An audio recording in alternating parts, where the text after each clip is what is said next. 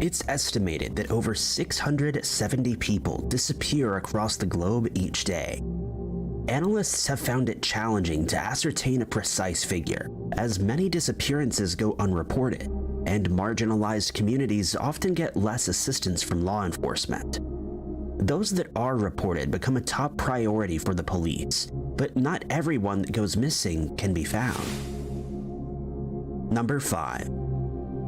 18-year-old Kimberly K. Kersey had just begun her adult life.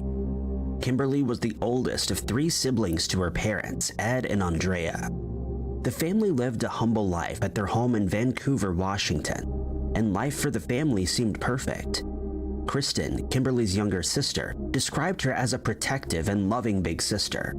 She was known to be fiercely loyal to her family and would go to any lengths to protect them. Kimberly's dad, Ed, commented that while she was only tiny, Kimberly certainly packed a punch and was much tougher than she looked. By March 11, 1987, Kimberly was just months away from graduating as a senior at Mountain View High School. Kimberly had good grades and was looking forward to what lay ahead for her.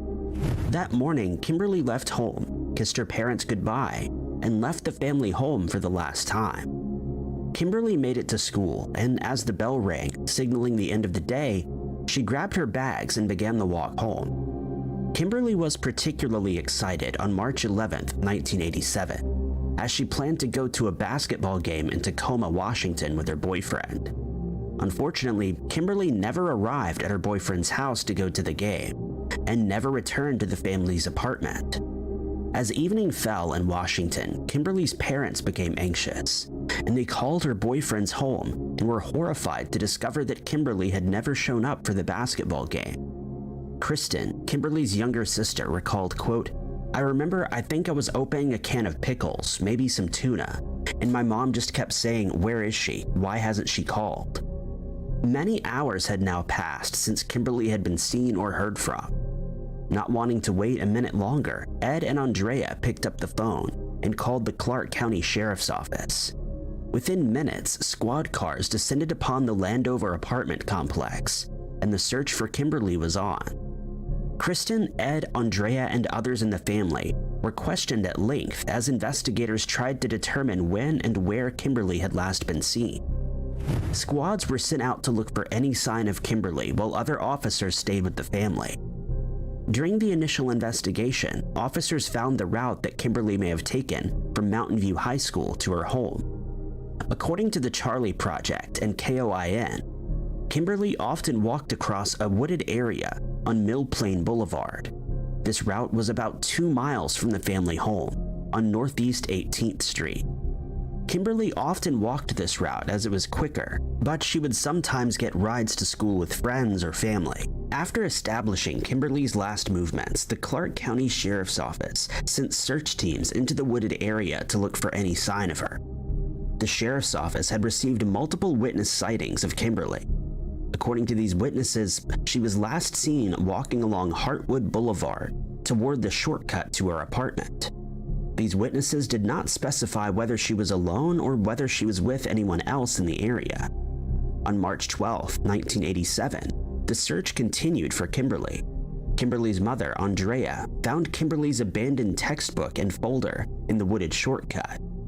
The discovery stoked fear in the Kersey family. As the hours ticked away, they became less and less hopeful that Kimberly would be coming home. Kimberly's boyfriend, who has not been named, has never been declared a suspect or person of interest. It seems that the police quickly ruled him out of the investigation.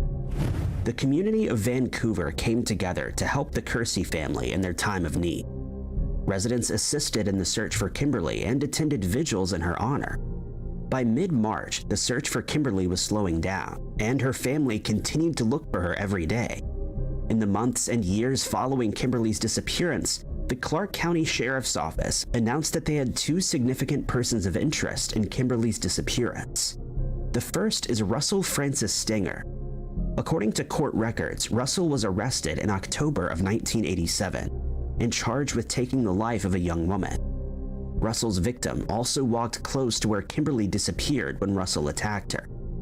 Investigators believe the circumstances are too similar for them to be a coincidence. Russell has never claimed responsibility for Kimberly's disappearance, and it's unknown how much further investigators have looked into it. A second possible suspect is an unidentified man that we can call Mr. X. According to the Charlie Project, Mr. X had a record of assault and lived close to the Landover apartments. No physical evidence has ever been uncovered to implicate either of these men in Kimberly's disappearance, and for now, it remains a complete mystery. Kimberly's father, Ed, told KOIN 6 News, quote, "I just think she came through the woods at the wrong time. I think it was as simple as that. Somebody was in the woods and grabbed her and they took off. I say they, I assume there were two." In 1986, another tragedy would befall the Kersey family when Andrea, the family's matriarch, passed away from cancer. Andrea had been at the forefront of the hunt for her daughter, and now Kristen, Ed, and the rest of the Kerseys continued to carry the torch for Andrea. Ed told KOIN 6 that searches had gone as far out as Vancouver Lake, but there has still been no sign of her. Adorned on Andrea's headstone is a copper plaque that bears Kimberly's name, date of birth, and the word lost.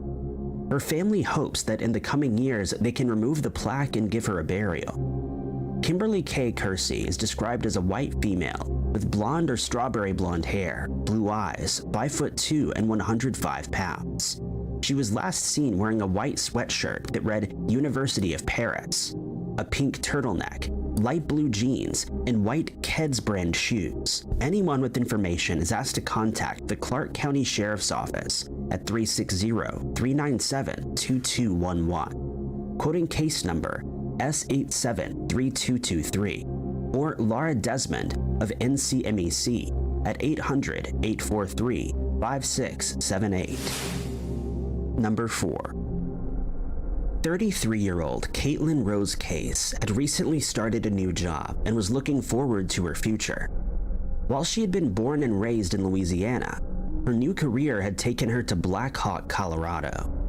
Caitlin was said to have been deeply connected with her family, making the move all the more difficult. Still, Caitlin powered through, vowing to return to visit her family for the holidays and some other important events. In July of 2022, Caitlin returned to her family's home to spend some time with them, but tragedy struck when she set off to make her way back to Colorado. In early 2022, Caitlin found herself a job at the Lodge Casino in Black Hawk, Colorado, as an engineer and quickly flourished in her new environment. Her family and friends described her as a kind and compassionate woman who was often trusting of others even when they didn't deserve it. She was known to be a dependable and punctual employee, so her colleagues knew something was wrong when she never returned to work after a trip home to Louisiana. On July 31st, 2022, Caitlin packed her bags and boarded a flight from Colorado to her native Louisiana. Her trip served two purposes. The first was spending time with her friends and family, and the second was purchasing a black GMC Envoy. Caitlin was excited to collect her new car and spoke with colleagues in depth about it before she left.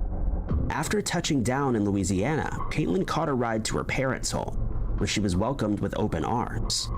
Between July 31st and August 4th, Caitlin spent time with her family and picked up the GMC Envoy. According to reports, this new car was purchased from someone the family knew. With her new car in tow, Caitlin had to drive the 1,320-mile journey back to her home in Colorado.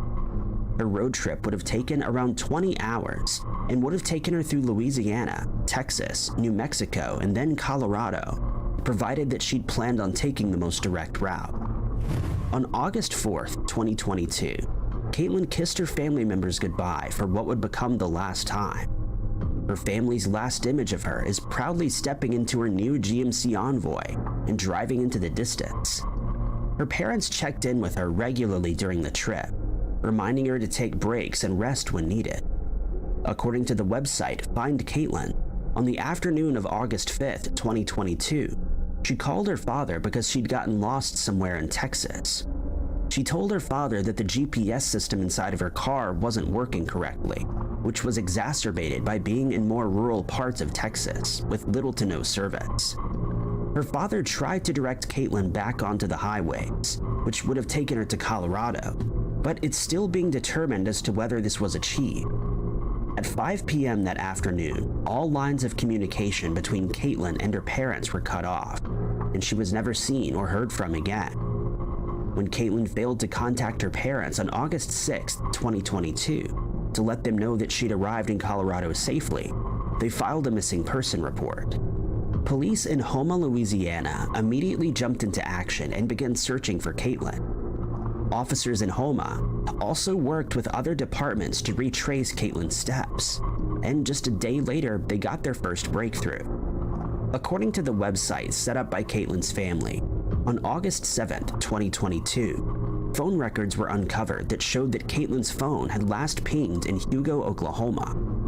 Hugo sits close to the Oklahoma-Texas border, and it's possible that Caitlin ended up here after getting lost during her time in Texas. It's also possible that Caitlin decided to travel through Texas, Oklahoma, and Kansas to reach her final destination of Black Hawk, Colorado, according to Google Maps. The Houma Police Department contacted the Hugo Police Department, who searched for Caitlin in the area close to her last ping, but unfortunately, no sign of her was found. On August 8, 2022, Caitlin's father decided to head to Hugo to look for his daughter, and according to the website, has essentially lived there since the daughter went missing. On August 12, 2022, investigators made a shocking discovery when Caitlin's brand new black GMC Envoy was found behind a private gated home just south of Fort Towson in Choctaw County, Oklahoma. Reports indicate that the car looked like it had been pushed down a steep embankment in an attempt to send it crashing into the Kiamichi River below. Thankfully, the car had become wedged between trees before it could be sent cascading off of a 75-foot cliff. While investigators were excited about this development, their excitement was short-lived. There was no sign of Caitlin in the car, and all of her belongings, such as her purse, phone, and wallet, had been left behind.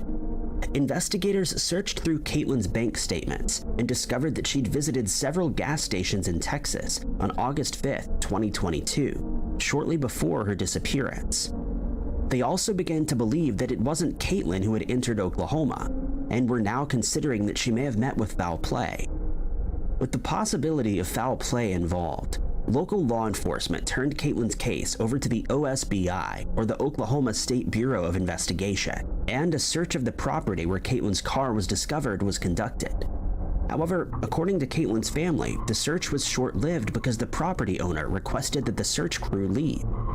The only clue in Caitlin's disappearance came in the form of a 911 call that was received in Hugo, Oklahoma, on the evening of August 5th at around 10:53 p.m. For unknown reasons, the call made by Caitlin's phone was never dispatched by the office, and it's unknown who made the call. Investigators don't believe that Caitlin was in charge of her car upon entering Oklahoma, and this 911 call may have held the answer to those questions. It also appears that Caitlin's phone tried to make other 911 calls, but these were not answered either. Caitlin's last confirmed movement in Texas was at 6:10 p.m. when her phone connected to a Wi-Fi network in Cunningham, and then at 9:17 p.m. when she was last seen leaving Paris on US 79. Since then, there's been no sign of Caitlin, and her family is desperate for answers. Caitlin Rowe's case is described as a white female with brown hair, brown eyes, 5'5" and 130 to 140 pounds. Anyone with information is asked to contact Special Agent Sonny Stewart of the Oklahoma State Bureau of Investigation at 580-298-5525, quoting case number OSBI 2022693. Number 3. 27-year-old Christine Slinger was described as a loving and devoted mother to her 2 children. Both of these children had resulted from different relationships, but this did little to affect their relationship towards one another growing up. According to reports, Christine's daughter had previously lived with her father, Stephen Stafford, before custody was once again given back to Christine. Unfortunately, the circumstances around this are unknown. By all accounts, Christine was a good mother, and by the time 2017 had rolled around, she and her kids were happy. One balmy August night, Christine disappeared without a trace, leaving her family with more questions than answers. On August 20th, 2017, Christine visited her mother's house on the 3300 block of Hilton Street in Massillon, Ohio.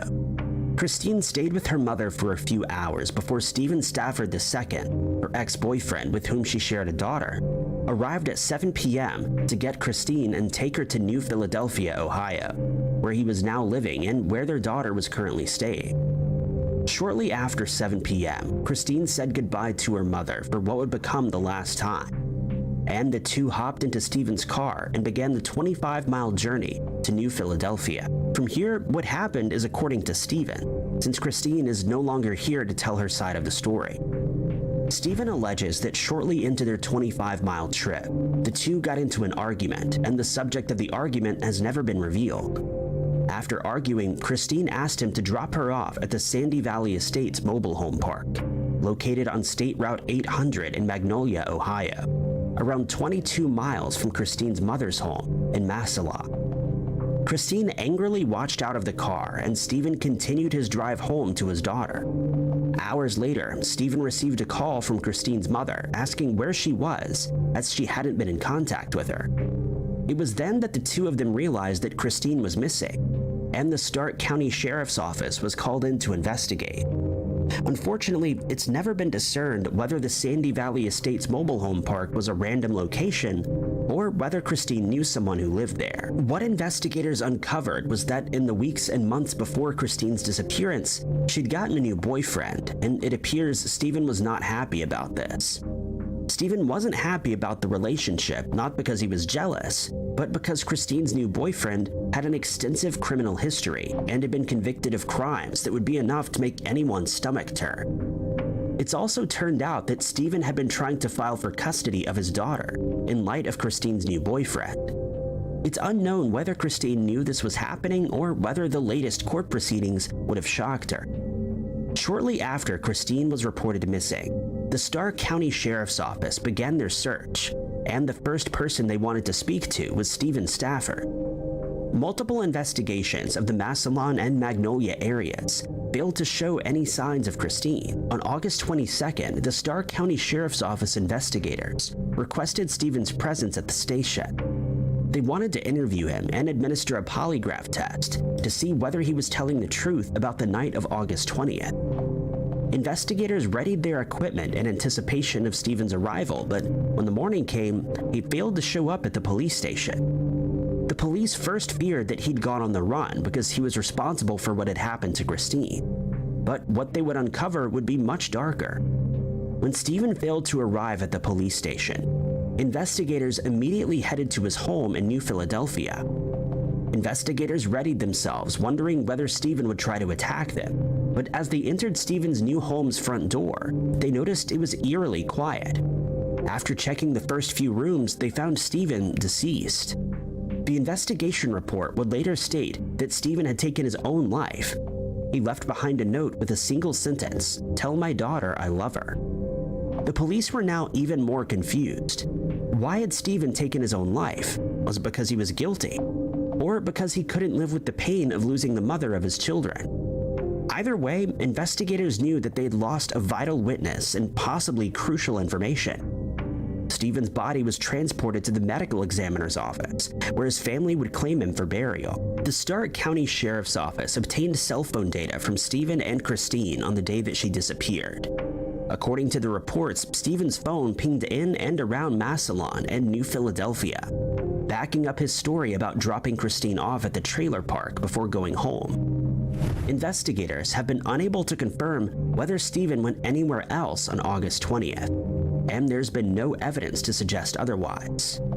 Stephen is considered a person of interest in Christine's case, but now that he's gone, investigators have many holes in their theories. Unfortunately, no sign of Christine has ever been found, despite the combined efforts of the Stark County Sheriff's Office and the Texas search teams and residents of Massillon.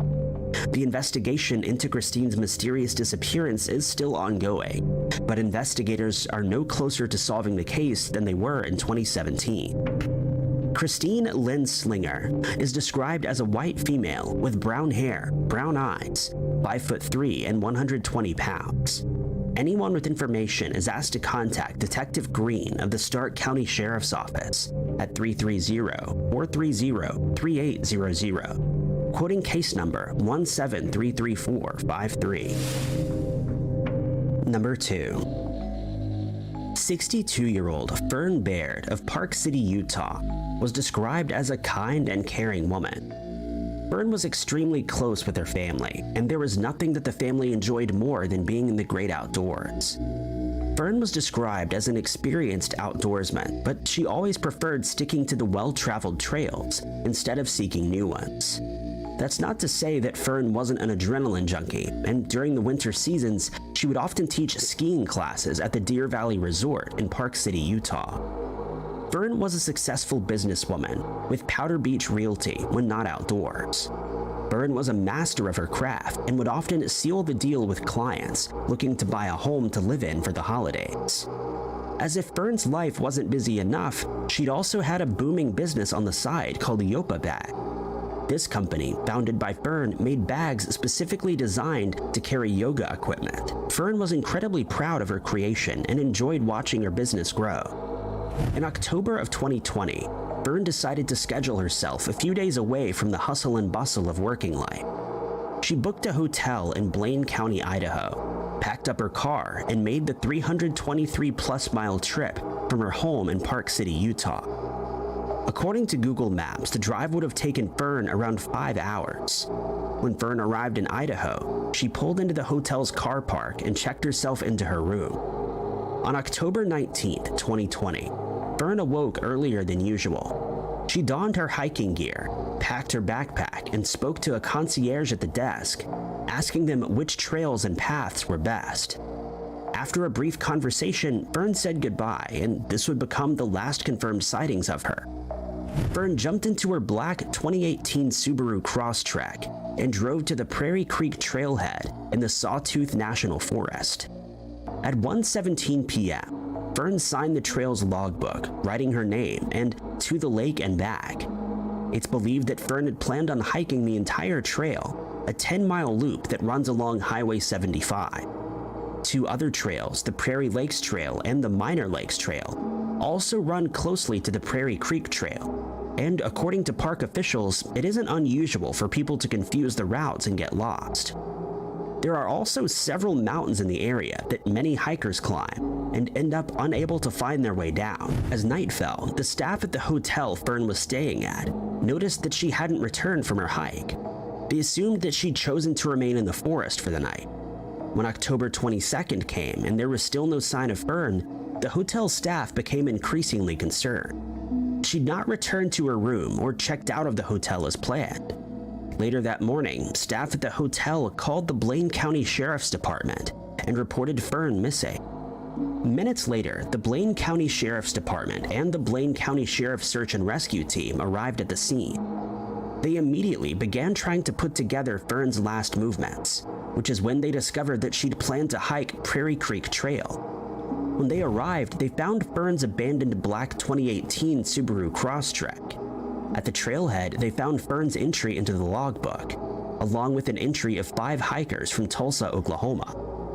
The Blaine County Sheriff's Office had difficulty decoding the group's message and handwriting, and in reports they stated that they believed the logbook was signed by the name Adkins. Investigators were keen to speak to this group as they had entered the trail shortly after Fern. After several appeals and broadcasts were made, this group came forward and told investigators that they had not seen Fern on their trip. After discovering that nobody had physically seen Fern on the trail, investigators began to search the trailhead and the Prairie Lakes and Minor Lakes trails for Fern. The Sawtooth National Forest encompasses over 2.1 million acres, and search and rescue teams took to the skies in helicopters. Ground teams also deployed sniffer dogs, horses, and motorcycles to find Fern. The search was often hampered by bad weather, with searchers braving temperatures of -3 some days. The mountains and rugged terrains also proved challenging for some searchers. Fern's friends and family also joined in on the search where they could. They made media appeals, handed out flyers, and put up posters, hoping that someone had seen her. The search for Fern continued until October 30th, 2020, when the Blaine County Sheriff's Office officially called it off. In a statement, Blaine County Sheriff Steve Harkins said, quote, "This is not the outcome we were hoping for, but we've exhausted our resources." In the wake of Fern's disappearance, her family has put up a $25,000 reward for any information that leads to her recovery. Investigators believe Fern may have veered off the trail and succumbed to the elements. Fern Alexandra Lovett Baird is described as a white female with brown hair, brown eyes, 5'5" and 115 pounds.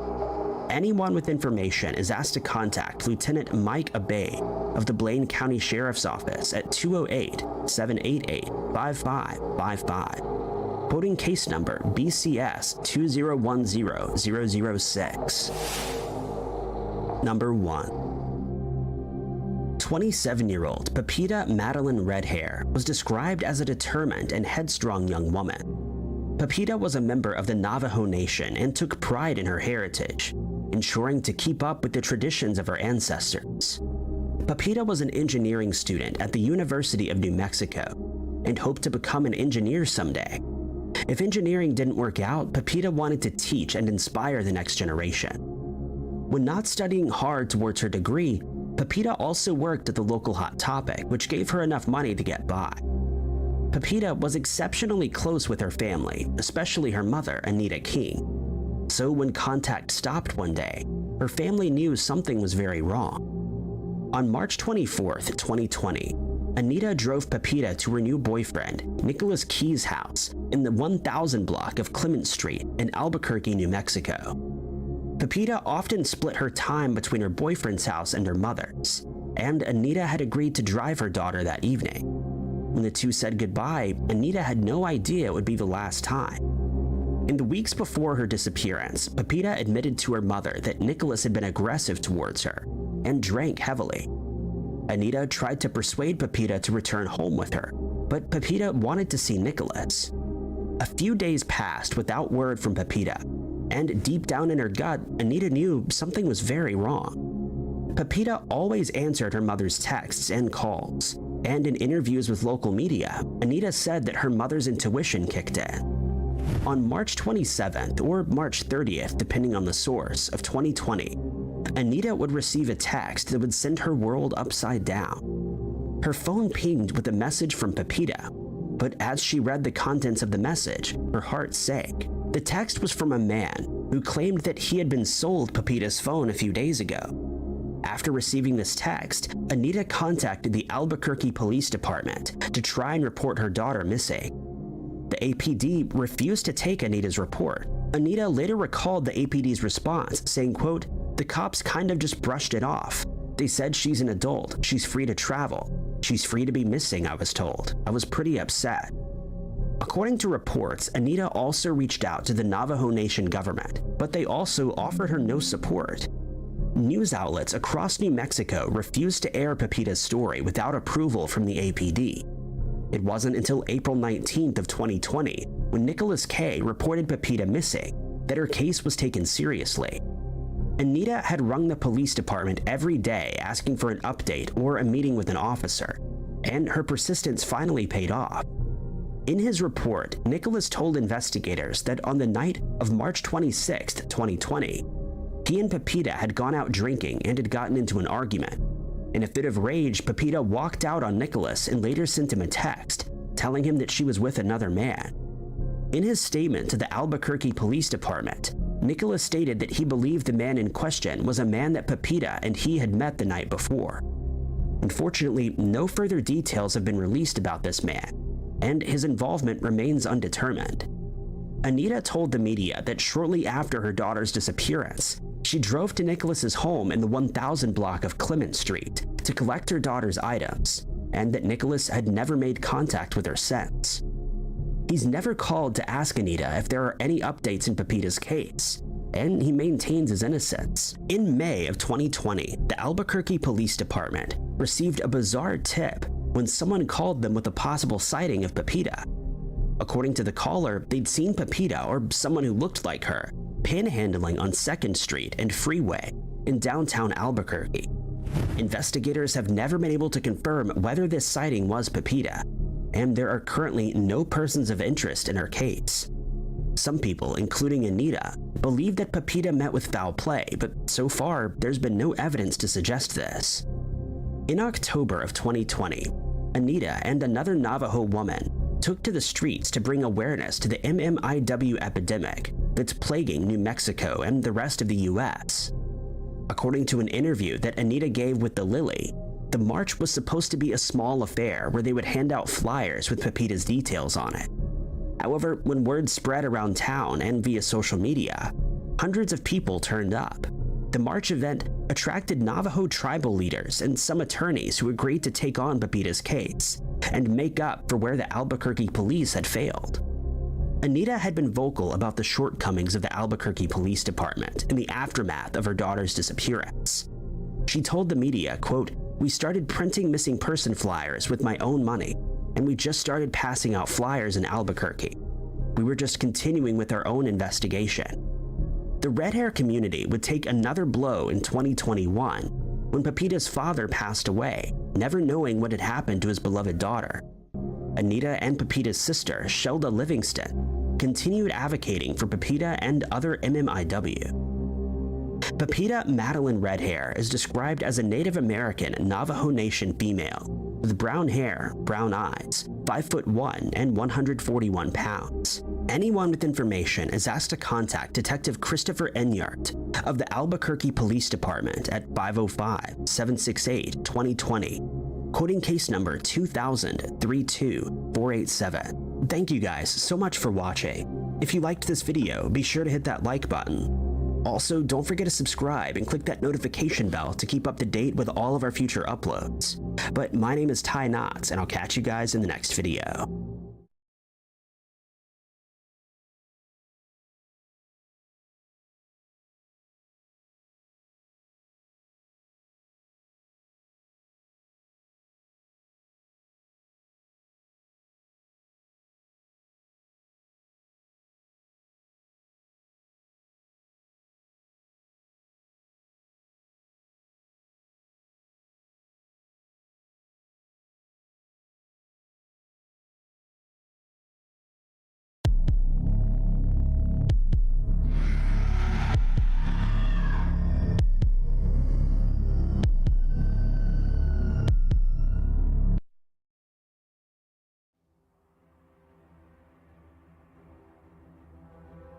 Unexplained happenings are happening all over the world, no matter what time of day or night it is. It just seems like there are other things and other forces at work at all times. Welcome back to the swamp, my friends, and welcome if you're new. Today I'm going to be sharing some creepy and allegedly true ghost horror stories and paranormal horror stories that just cannot be explained.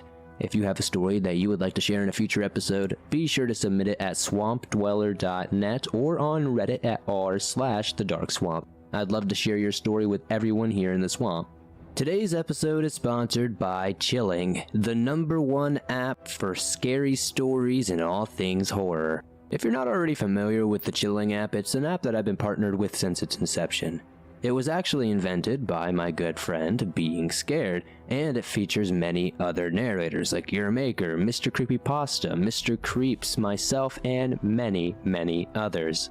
Of course, we can't forget Chilling's patented ambient sound menu. This menu lets you change the background noise at will, so if you want some rain noises, you can have it. If you want to change to some nice ambient thunder sounds, you can do that as well, and it won't interrupt the story at all. And currently, Chilling is running a campaign on Republic, so now everybody can have a piece of their favorite app. So, if you want to be a part of the fastest growing horror app today, be sure to check out all the links in the description, and I'll see you there. And once again, thank you Chilling for sponsoring this episode, and I can't wait to see you guys over there. Footprints in the Ice by Boobius Hackrid. I'll keep this short and sweet. A few years back, we were having a brutally cold winter. The snow had frozen into ice and covered everything. It was pitch black in the backyard when I let my dog outside one last time before bed that evening. As we exited the house from the sliding door of the walkout basement and onto the lower deck, I felt like something was off. Our home backs up to some woods, so I was accustomed to hearing noises from the wildlife at night.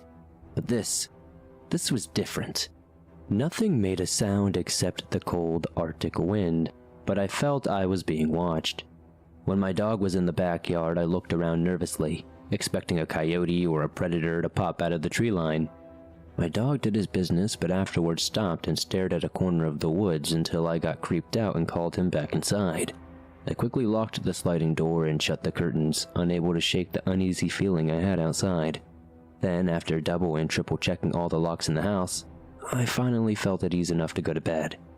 Sometime around 3 in the morning, I hear the muffled sound of my dog barking from the basement 2 floors below. I got up, stumbled down 3 flights of stairs, and found him standing at the basement sliding door. He was peeking his head through the closed curtains, barking his head off with the hairs standing up all on his back. I tried calling him away from the door, but he would not let up. I dreaded peeking out the curtain to see what he was barking at, after the uneasy feeling I had from earlier in the night. Finally, I held my breath, swiped the curtain aside. I peered into the blacky inkness, but I saw nothing to cause any alarm. A wave of relief washed over me. I figured it must have been a deer or a raccoon in the yard that set him off.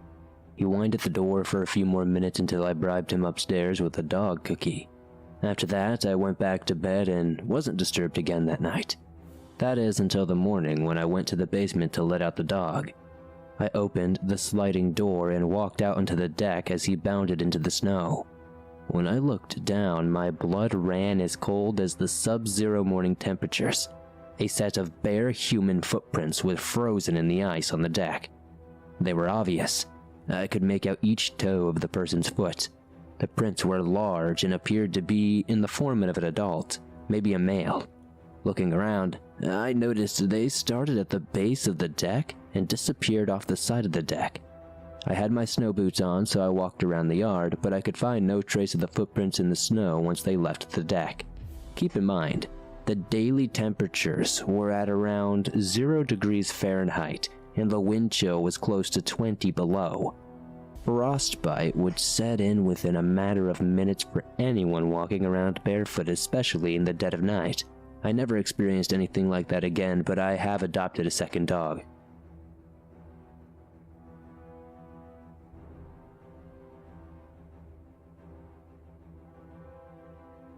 My Ghost Story by Tater. These events started about a year and a half before my youngest nephew was born, and the little bugger turned a year old 2 months ago. I mentioned last time that I'm a practicing witch. I don't broadcast it much, but I don't hide it as I used to do it in my youth. This has led to a few friends over the years coming to me for more specific advice, and a few surprised me since I need to get used to people taking me serious for this kind of stuff.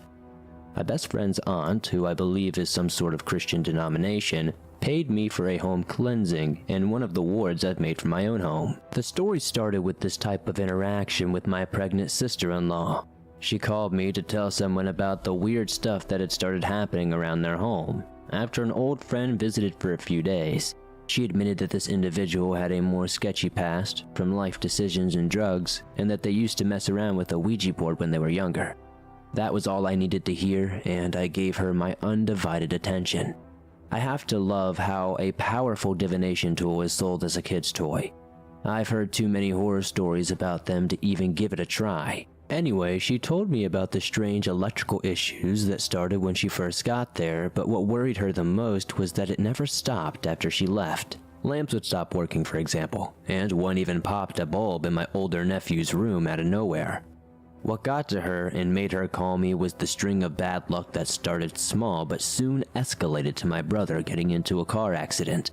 He was ultimately okay, but the car did not really, make it. It was totaled and they could not afford to replace it. She told me about a heavy feeling in the house, a sense of being watched. Around this time, my nephew started talking about the tall shadow in his room at night. When she told me about this, I was floored and confirmed her suspicions that something had been attached to her friend, who had decided to stick around.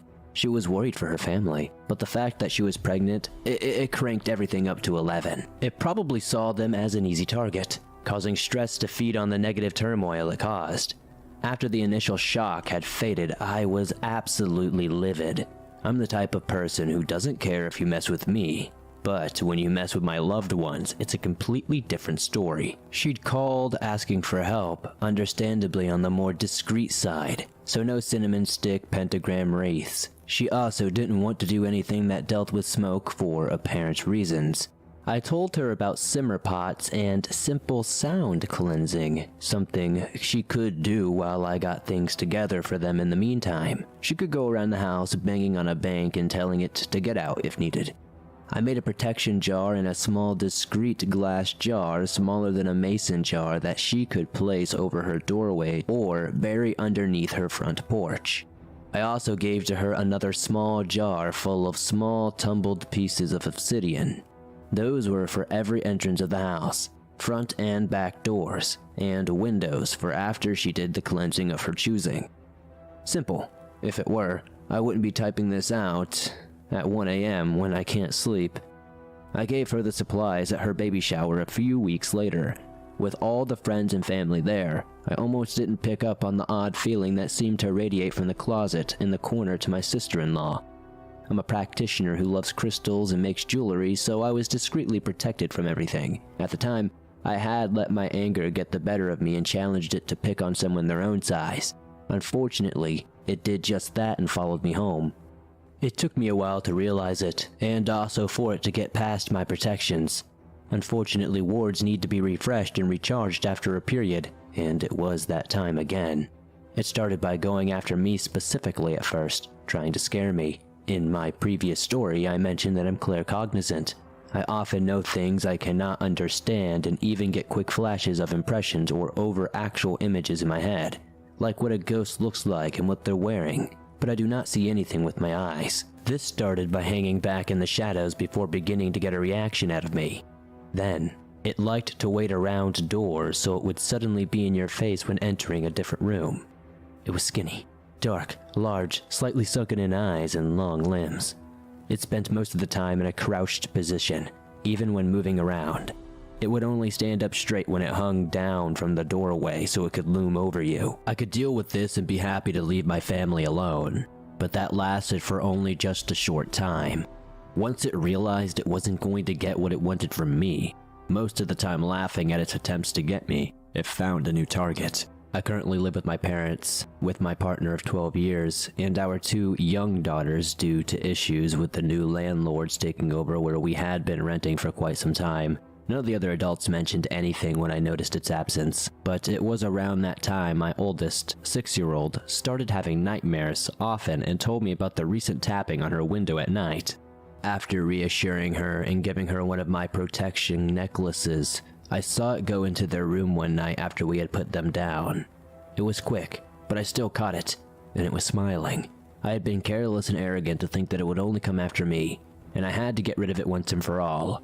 I was going the whole 9 yards to make sure it couldn't find a metaphorical hole to hide in. After a ritual shower to prepare myself, I opened all the windows before taking down my wards to charge them before cleansing every part of my home. I'm sure it knew what I was getting ready to do because of what happened next. My partner and I sleep in the basement. The girls getting my old room. I gathered everything from around the house and started down the stairs to get things started when I felt a shove at my upper back. It didn't knock me over, but pushed me in a way to have me roll my ankle and then fall down the stairs on my knees and shins. The only reason I didn't just go tumbling ass over the tea kettle was because my death grip on the wood railing. I had gone about halfway down the metal-rimmed stairs before my grip had tightened enough to stop myself abruptly. It took me a minute or so to get my banged-up legs back under me to finish getting down. My legs were cut up pretty bad and would be covered in bruises for the next week or 2. The worst part were the toes of my right foot, though. I had somehow slid down partly on the top of my foot before going the rest of the way down on my shin. My foot was absolutely killing me and swelled up for quite a few days after. After making it to my desk and chair, I let myself quietly freak out for a few minutes. That was the first time anything had ever outwardly attacked me, but it had also convinced me that I needed to finish my task and get it out of here once and for all. I wrapped my foot up with an ace bandage and kept on going. No, I did not get my foot checked out. I live in the US and there is a minimal amount of doctors to choose from that would do anything with toe or foot injuries without costing me $1 billion. I'll spare you the details, but after that, I haven't seen or felt that thing since. Even if I still can't curl my last 3 toes on that foot anymore. Thank you for your time, and I'm sorry that this got so long-winded. Greetings, Swamp Dweller. My name is Patrick. First off, I'd like to say that I love your show. I started listening and watching just a few weeks ago, while I was at work. I absolutely fell in love, and I thought I should share a story that has plagued my mind for years about the time I saw something unnatural, vicious, and thirsty for blood. Personally, I think it was a demon, but I'll let you and the viewers or listeners, whatever you want to call them, decide. I'd like to apologize for the length of this story as there is a lot of detail that follows what happened. Everything in this story is true. I wish it wasn't, but unfortunately, I must live with it for the rest of my life. This story takes place when I was 17 years old as a junior in high school in Salina, Utah. I only had 2 friends in high school because everyone I went to school with thought I was a freak because I have been able to see and communicate with spirits since I was a child. It's a small town, and everybody hears everything. My 2 friends, Logan and Ryan, and I were very avid paranormal investigators. We loved going all over our community, and our county in general, to investigate abandoned houses that were potentially haunted, and cemeteries rumored to be. Me being able to see and communicate with the dearly departed made the experience even more interesting. We decided to do something a little bit different this time though. We heard rumors that there was a dark figure that roams a wooded park in the mountains of our area. We like to call the mountain Cryptid Mountain, for reasons I'll get into for another story. When we heard about this place, the 3 of us got excited and waited for the weekend so we could go investigate and see what was going on. Fast forward to the day of the event. Saturday came, and the 3 of us could not wait for nightfall to come. So, to pass the time, Ryan stole a pack of cigarettes from his father. His father smoked 3 packs a day and kept cartons of cigarettes in his room. We got in Logan's truck and headed to the park ahead of time to smoke them. You know, kid stuff. We sat in his truck and smoked almost half a pack in about 5 hours. As soon as the sun started to set, Logan started to get a strange feeling. He bent over, holding his stomach. "Guys, I have a really bad feeling about tonight," Logan stated. "Are you okay, man?" I asked as a concerned friend, patting his back. "He's fine, just being a pussy," Ryan replied before Logan could speak. Ryan was always a hothead and could be a complete and total jerk at times. Logan flipped him off and told him he was a dick, which I giggled at. After about 10 minutes, I asked Logan if he was ready to go and if he still wanted to do this. He replied with, "Let's do it, brother." His attitude surprised me. Just 2 minutes ago he was holding his stomach in pain. Now he's hyped up. I was so confused, but his hype got me excited. We got out of Logan's truck and made our way to the destination. As we walked closer to the playground, we noticed that there was a man looking at us from a window of the supply shed. The 3 of us looked at each other in confusion, wondering why he was there. We later learned he was the groundskeeper, but more on that later. He looked scared, and it seemed like he was trying to tell us something while he mouthed something and pointed nervously. At first, we thought he was pointing at us, but we soon realized that he was pointing at the playground behind us moments later. Why doesn't he just open the door and tell us? I thought. So I decided I would go and see what he was trying to say. I made my way towards the window and shouted, "We can't hear you! What are you trying to say?" He made his way to the door and cracked it open and whispered, "Don't go into the playground. Something big and mean is over there. If you're smart, you'll just get out of here." Chills ran down my spine when he said this.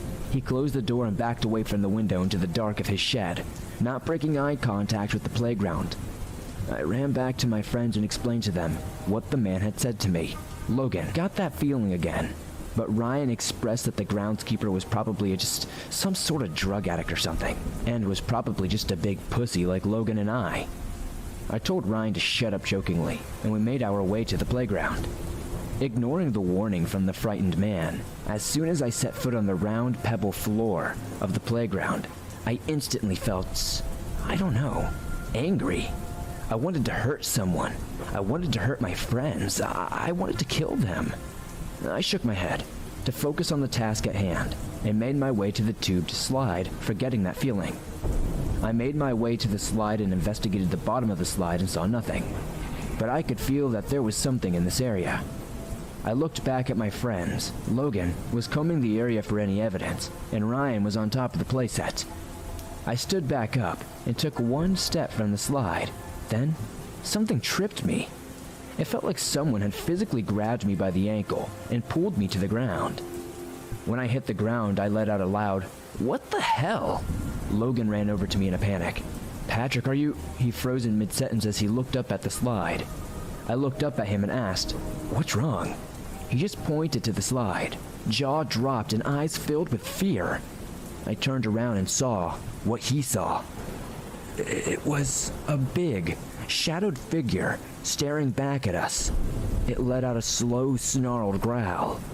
I noticed its hands receding back into the shadows on the slide and saw that it was, like, wet and pitch black. These long claws were like fingernails almost. I freaked out and kicked away from the slide, trying to get to my feet. At last, when I got to my feet with Logan's help, I turned to Ryan and shouted for him to get off the playset. Ryan looked at the two of us and saw the fear in our faces. Then he saw something crawling up the slide. He didn't stay to find out what it was. Instead, he jumped from the highest point of the playset to the pebbled floor below. When he landed, Logan and I heard a loud crack from Ryan's foot. Later, we found out that he broke his ankle in 2 places when he hit the ground. Logan and I picked him up and ran back to the truck. The anger feeling I felt earlier was back as soon as I set Ryan in the truck. I grabbed Logan's baseball bat from the bed of the truck and made my way back to the playground. I know now that this was a stupid decision. Logan and Ryan yelled and cried for me to come back, but I didn't listen. I got back to the slide and searched for whatever it was that scared the living daylight out of us. It wasn't in the slide anymore, nor was it even on the playground. I searched for what felt like an hour, but was only a few short seconds. I looked over at the groundskeeper's shed and saw the door was open. I made my way over in a fury, thinking I was going to mess this thing up. When I got to the shed, the rage inside me left. My body was replaced with confusion yet again. The groundskeeper was gone, as if he was never there in the first place. I looked inside, but didn't see anything out of the ordinary. I looked back at my friends in the truck to see them waiting in suspense. I felt as if something was breathing on my neck and froze in place like Logan did earlier. In fear, I slowly turned around to see something that will forever be etched into my mind. When I turned around, a shadowed face with piercing yellow bloodshot eyes stared back at me, snarling at me with this decayed and jagged-looking smile, drooling some nasty yellow liquid. I was in a state of paralysis. I couldn't move at all. Then, this thing let out a roar so ferocious it brought me back to my senses. I dropped the bat and ran back to the truck as fast as my feet could take me. When I got to the truck, I hurried and jumped in and told Logan to get the hell out of there. After I got my breath back and Logan began to drive, I looked at both him and Ryan, and their faces were pale. I asked them what was wrong. This is what Ryan told me. "Dude, when you were running back to the truck, something tall, thin, and black was running behind you, reaching out for you." I was speechless. To this day, I wonder what would have happened if it had caught me. Out of all the craziness and fear, we had Logan take Ryan to the ER. After the hospital visit and Ryan's extremely angry dad, we all went home. The next morning, Logan called me and asked if I went back to the park. I said no. Why? Confused. Because this morning I was getting ready for my early morning run, and when I opened my front door, my bat was sitting on my porch with scratch marks all over it. My heart dropped. I remembered dropping his bat at the park by the shed. I never went back to get it. What Logan said next still haunts me. It had this yellow stuff dripping from it. Later, we found out that the groundskeeper we thought we saw that night died of a massive heart attack in that same shed 10 years prior to our investigation. I know this because we did some digging and we found an article and an obituary. 2 years later, I learned the shed was torn down by the city for safety reasons, and they will not disclose why to the public though. I'd love to read some comments as to what you guys think this was. Thank you for reading my story, Swamp Dweller. When I have the time, I'll share some more tales from Cryptid Mountain.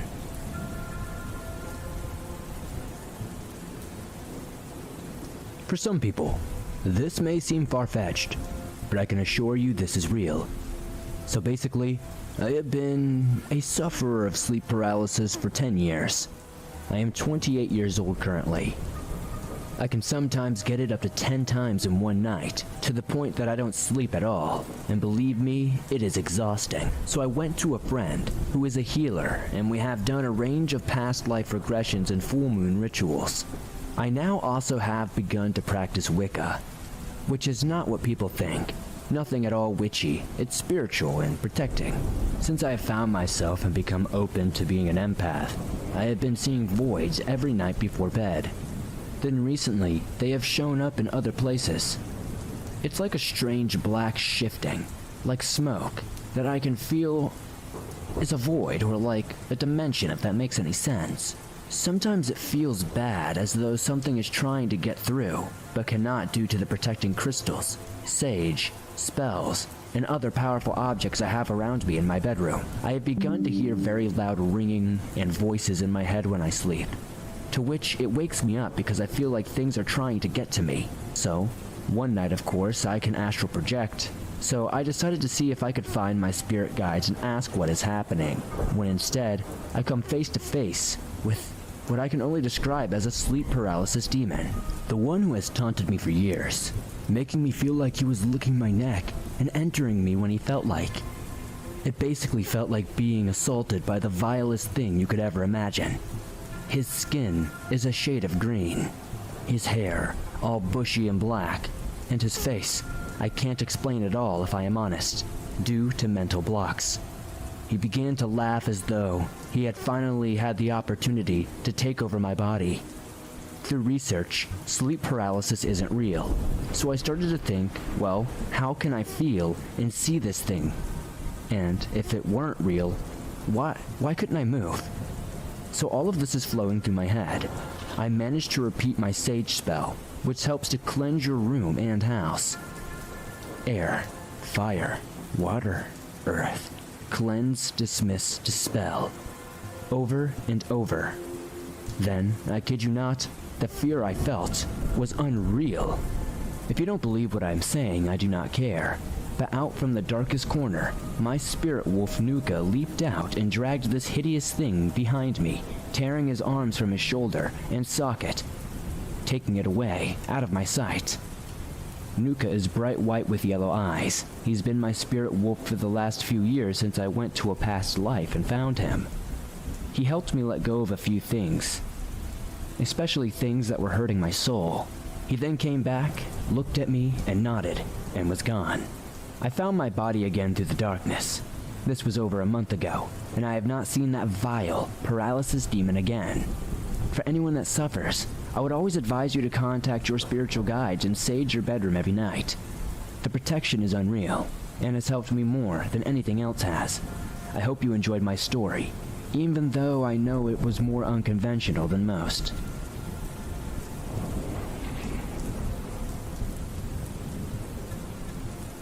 I think there is a demon or a ghost following my family. I'll start with saying that I'll have to send this in a couple of parts, so it isn't too long. And I apologize, this has been something that's followed me my entire life, but I'll share the most impactful or strange moments. I haven't told many people this, but since it's anonymous, well, why not? I don't know where to start. This began before I was born with both my mother and my father. When my mom was young, she said there was only one time she felt true evil. She was young and living with her parents at the time. She awoke randomly and saw this tall, slender black humanoid thing standing at the end of her bed. It wasn't sleep paralysis because she went under her covers and screamed for her parents. She didn't tell me much more about it or anything. She didn't really tell me about her other experiences before she passed away either. My dad is very reluctant on sharing his sightings because he has always been told that it was nothing. I've been slowly getting more and more out of him over the years though. Getting on with my personal encounters though. First odd thing that's happened to me was when we moved into our third house. When you walked into the front door, there was the living room down the hall and on the right, and the dining room and kitchen to the left. You go to the living room and there's one hallway with 3 bedrooms and the bathroom. My parents on the left and the rest on the right, and one at the very end. Anyway, both my siblings that lived with me were sleeping in the living room in the sleeping bags because of the move, and my mom and stepdad were sleeping in their room. When my older sister and I woke up, we ran to the back room, which was the one we were arguing about, to see who gets it, because it's the biggest one. When we opened the door to the closet, on the inside to the left of the door, there was a crudely drawn face in Sharpie that looked like a half dog, half human thing. My sister immediately yelled at me for trying to scare her out of getting that room, because that wasn't there the day prior, and no one else went in the room. I know for a fact that I didn't draw it, and when I finally convinced her of that, she said we shouldn't take it off, because it might anger whatever did it. She is a strong believer in ghosts. I wish I still had the picture, but I lost the phone as this was over 13 years ago. Another time, in the same house, my sister and her best friend were exploring the attic, which was off limits, and no one ever went up there because they thought it was very creepy. Not even my parents. Well, they discovered some boxes and ran off to tell my stepdad when he got home. He went up there and immediately ran down and called the landlord to take them out of the house right now. He didn't even want to touch the boxes that were up there and refused to tell us what they were. Now when I ask him, he pretends like that never happened, which is infuriating because I'm very curious. Anyway, if you're interested in more stories with this demon or ghost that followed my family, I have a couple of other things that has happened that I cannot explain and might be paranormal.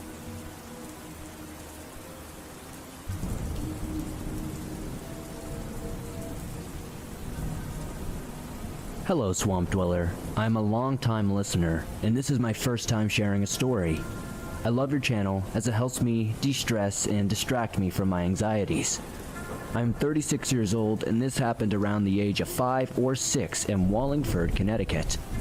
We live in a large 3-story brick and wooden house constructed sometime in the 1800s, adjacent to a thick set of woods which was the perimeter of our backyard. We used to play in these woods often as kids, riding BMX bikes, playing paintball, just normal kid stuff. As far as critters go, we didn't have anything too serious to worry about, other than the occasional black bear. But normally just deer, fox, woodchucks, and your standard woodland creatures inhabited our property. I was very familiar with the wildlife we shared space with, even at that age.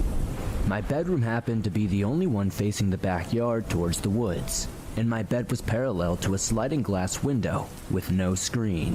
One night I had sat up wide awake to the sound of the window next to my bed being smashed from the outside in. Shards of glass spewed all over the desk under the window, and the floor next to my bed as if a stuntman was just jumping through the window or some sort of SWAT team breaching a door.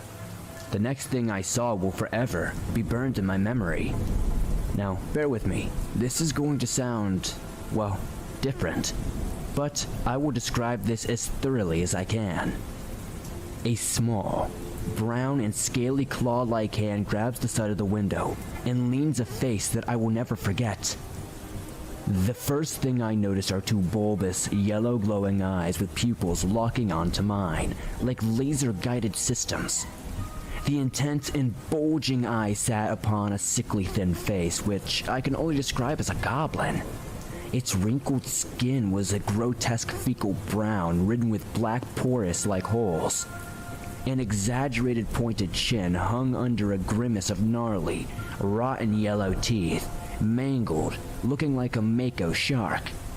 This thing bared its teeth with an evil smile, its huge, pointed nose wrinkled and gigantic, flappy ears cringed back so its head looked like an agitated dog. Very slightly, this ugly little, whatever you want to call it, lowered his head while maintaining eye contact, revealing a set of recurved black horns, looking like that of an impala. It was roughly 2 to 3 feet tall, as I saw the entire outline of its being, squatting on my windowsill.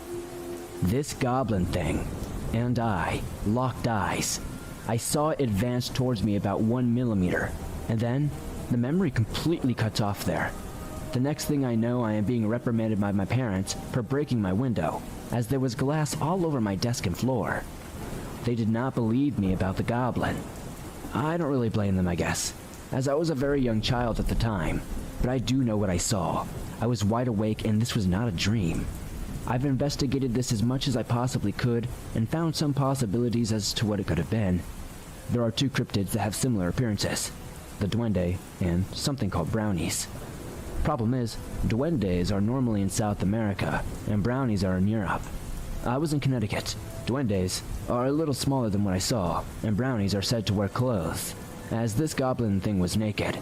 I do plan on getting hypnotic regression to revisit this memory, as well as my out-of-body experience, and maybe something else.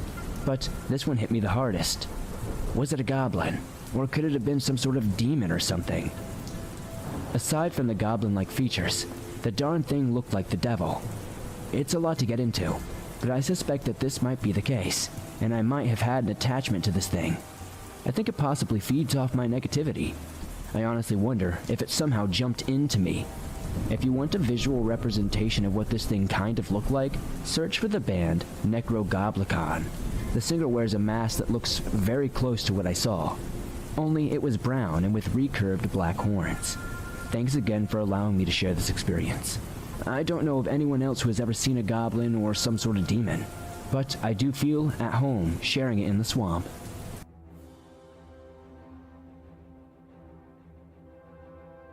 Thanks for listening to these creepy and allegedly true paranormal and unexplained horror stories. Whether it's a demon, a sleep paralysis encounter, or some sort of unexplainable footprint that's following you in the snow, I don't know how to explain any of these stories.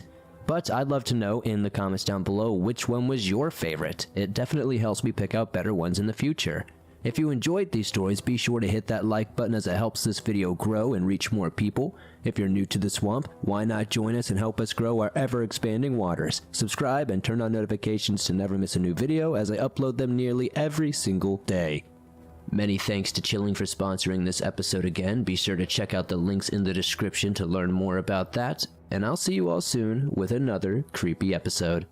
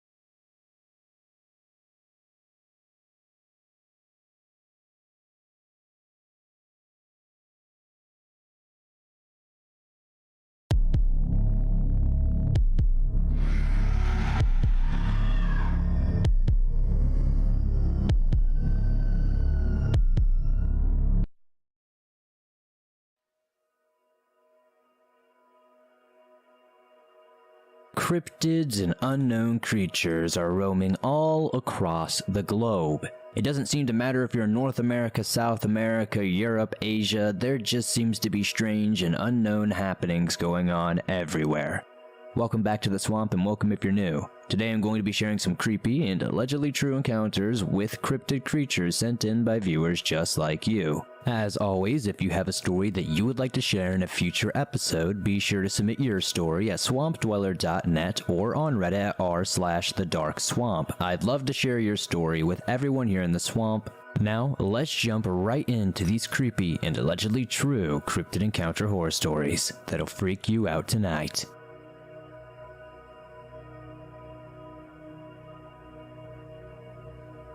Was It a Skinwalker?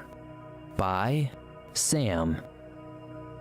This story will need some context, so people understand I was born hearing impaired, so I have hearing aids. This story takes place in 2016 during the summer. My family had moved to Tennessee in 2010 from Maine, and my mom married a man who loved hiking and camping. So he made it a thing for us to be visiting West Virginia and Virginia on the Appalachian Trail very often. We started doing this sometime in 2012 and have done it each year since. My sister and I loved the outdoors, so this didn't bother us until 2016. That is, we were on the trail about a day's hike till the point we were going to get off, and then travel back home. We had set up a camp, and there was a nearby creek my sister and me liked to explore. Whenever we would go off the trail, we would make sure that we would tie blue ribbons around small trees and twigs so we would know how to get back. So, we were doing this, and we were on our way to the creek because we collected rocks at the time and we knew we could find some nice ones out there. We made it about 5 to 10 feet away from the stream and we froze in place. What we witnessed is something that still haunts us. It makes me feel disgusted to this day. On the other side of the creek were dozens, and I mean dozens, of mutilated animal corpses, if you could even call them that at this point. They looked like someone had ripped them apart and thrown the insides around.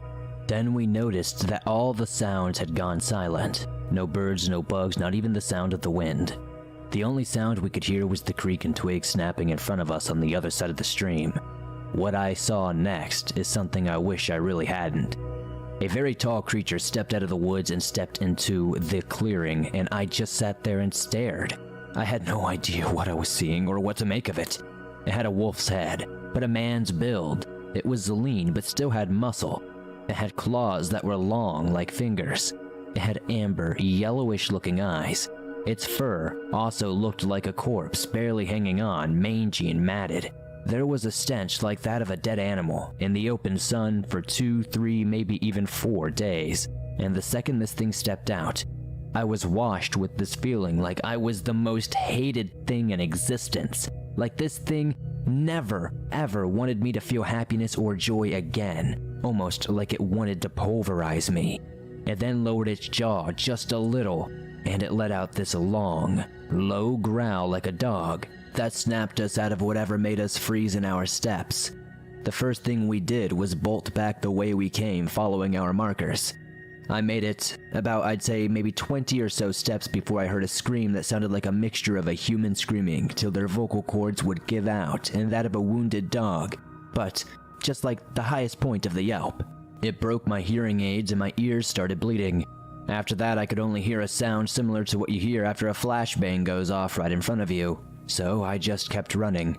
All the while we heard footsteps and branches breaking behind us. We thought it was going to get us at any point. But then we flew out of the brush back onto the trail where my parents had set up the camp. We ran to them and told them to get their shotguns because something massive and dangerous was chasing us. My sister later told me the footsteps stopped behind us before we came to the camp. Our parents asked us if the scream they heard was us or the thing chasing us. We said it was whatever that weird wolf thing was. We stayed at the camp until nightfall, and nothing happened until after dark. About 3 hours after the sun had set, my sister and I sat by the fire, too scared to even remotely talk. Our parents went to bed in their tent behind us, but left the shotgun with me just in case whatever that was came back and to give us a little security. Well, my sister and I were just kinda quietly talking when we heard movement opposite my parents' tent, and a dirty man with a wolf pelt wrapped around him walked out, and in a deep, raspy voice asked, "Why did you run from me?" Initially, I sat there kind of stunned, just staring at him. Then my stepdad came out of his tent with his shotgun raised at the man. He asked him who he was and what he wanted. The man just looked at him with this hate that I've never seen and said nothing. My stepdad pulled the trigger. Then I began to pick up another weapon. I knew this man before me was the thing we had seen earlier, and my stepdad knew it also. The man immediately bolted faster than any human being I'd ever seen. We stayed up in shifts all night. My stepdad and I took turns. The entire night, all we heard were footsteps and whistling around us. I don't like whistling now at all, and I'll never do it. When the first sunlight hit, we were up and absolutely moving like bats out of hell. We made a day's hike in half a day, and we have not gone back to that area since. I know what that thing was, but I wish to never see another one again.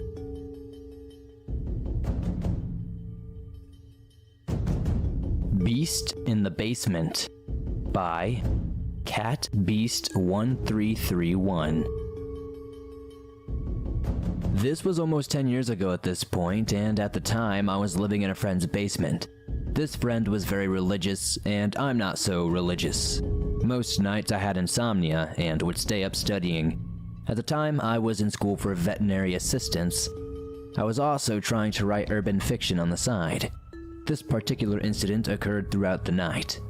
I was studying and writing with the TV in the background. On the first night, I had gone out to smoke and had the basement door open just a crack to not let the cats out. I heard a deep growling sound at first. I thought my cats were fighting, but when I turned around to yell at them, all three were sitting inside staring in the basement storage area. As I said, I'm not new to the paranormal, so I wasn't even all that startled. I told the being it was not allowed to stay and that it had to leave, and that was that for the rest of the night.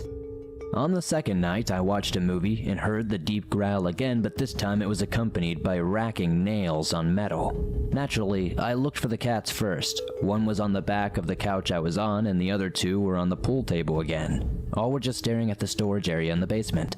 So I dug out the voice recorder from a tote, just in case I heard it again. As I said, I had encountered the paranormal before, so I was a little interested. And as you guessed, a few hours later I heard the growling again. I turned it on to record. I did catch the growling and some unintelligible speaking. I had no idea what was being said, as I could never get the audio I listened to really be clear or concise. When I went to have someone listen to it, the file was mysteriously gone. I know that's cliche, but I know I recorded something. But when I went to have an amateur ghost hunting friend listen to it, like I said, it was somehow gone. There were no batteries in the recorder. When I put the batteries in the writer, it had files from the few nights before, but not the ones from that particular night. The growling went on, but nothing ever seemingly happened. Instead, the cats would just stop and stare, and I would tell it to leave. It would growl and seemingly go away. I would sometimes catch outlines of something furry and almost wolf-like, but I never actually got a very good look at it. I didn't really fear it too much because it never felt like necessarily malevolent, but since then I have moved out and haven't heard the growling since, so I don't think it followed me. And the homeowners don't use the basement for anything but storage, so it may still be down there growling in the middle of the night. I don't know if this was an actual cryptid or physical creature, or if it was some sort of haunting. But either way, thanks for sharing my story.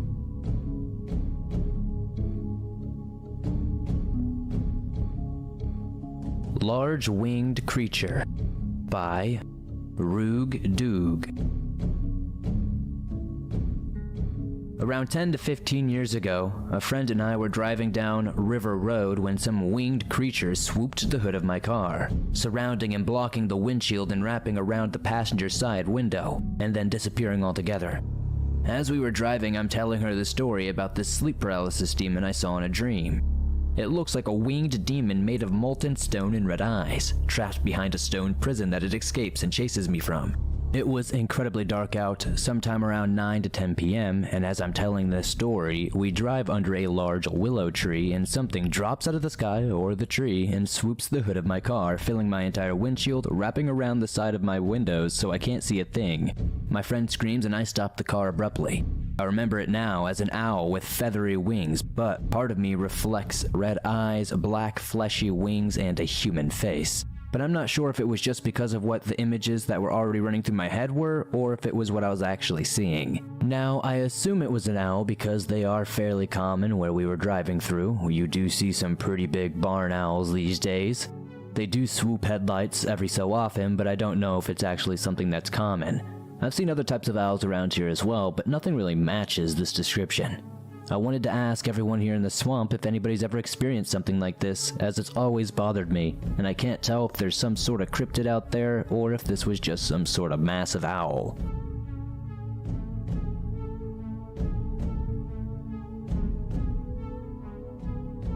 Through the years, I have met people who were so intrigued by this subject. Some embrace the stories I have shared, and others believe them to just be stories.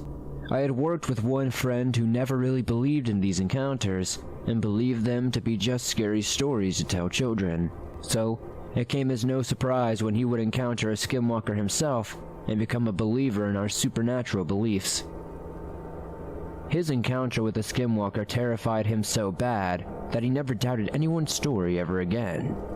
He had told me this story the following day at work. He said he had been at home that night when he got a call from a female friend that needed a ride from work, so being a good friend, he picked her up and drove her home. After he picked her up, they began talking on the drive back. It was about a 15-mile ride outside of town. They had picked up a late dinner and decided that they would eat at a spot she liked. As they sat and ate and talked for a couple of hours, he claimed that he heard small taps on the back of his window. Not really paying any attention to it, he said that the taps became louder and more noticeable. After a while, she began to get extremely nervous and told him that it would be better to just leave. As he started up his car, a huge bang came from behind them as if someone had hit them head on. Freaking out, he said he put his car into drive and, like a bat out of hell, wondering what caused that noise, he told her he wanted to pull off to the side of the road and see if there was any damage to his car. Telling him no, and not to do this, and to keep going, they sped all the way back to her house. After about 20 minutes, they finally reached her house, both terrified at what had happened. He said they just sat in his car, dumbstruck. He finally asked her what the hell happened. She looked at him and told him that a skinwalker had been following her for the past few weeks. Thinking to himself that she was crazy and she was making it up, he told her that he did not believe in it and tried to rationalize that maybe someone had hit them. It was not until they got out to go look at the back where the loud bang had come from. It was at that moment that his blood froze in his veins. As they approached the back of the car, they saw the dent on the trunk of the car. But this dent was only the size of a human hand and had left a handprint. Freaking out, he explained that she was nearly in tears and told him that he needed to get back home as fast as he could. As he left her house, he said that he sped all the way home. When he finally got back, he explained that he was not entirely sure what had happened and went to look at the dent. Still shocked at the sight, his fears got worse. As he was walking back in the house he was staying at, he happened to look down the street and saw a black figure standing at the end, hunched over like a dog. Freaking out more, he said that he stayed up all night afraid that this skinwalker or whatever it was would come for him next. The following morning, I had just arrived at work when he also was pulling in. His eyes were heavy. It looked like he had not slept much. He then told me of his encounter. Startled by his revelation, he showed me the dent on his car. The previous day we had been hanging out by his car, and it did not see a dent. From there, he had been plagued by nightmares of this thing. It was probably 4 to 5 months later he finally quit and moved back to his hometown. I still don't know what happened to him, but I hope that his nightmares stopped and that he had found peace with himself.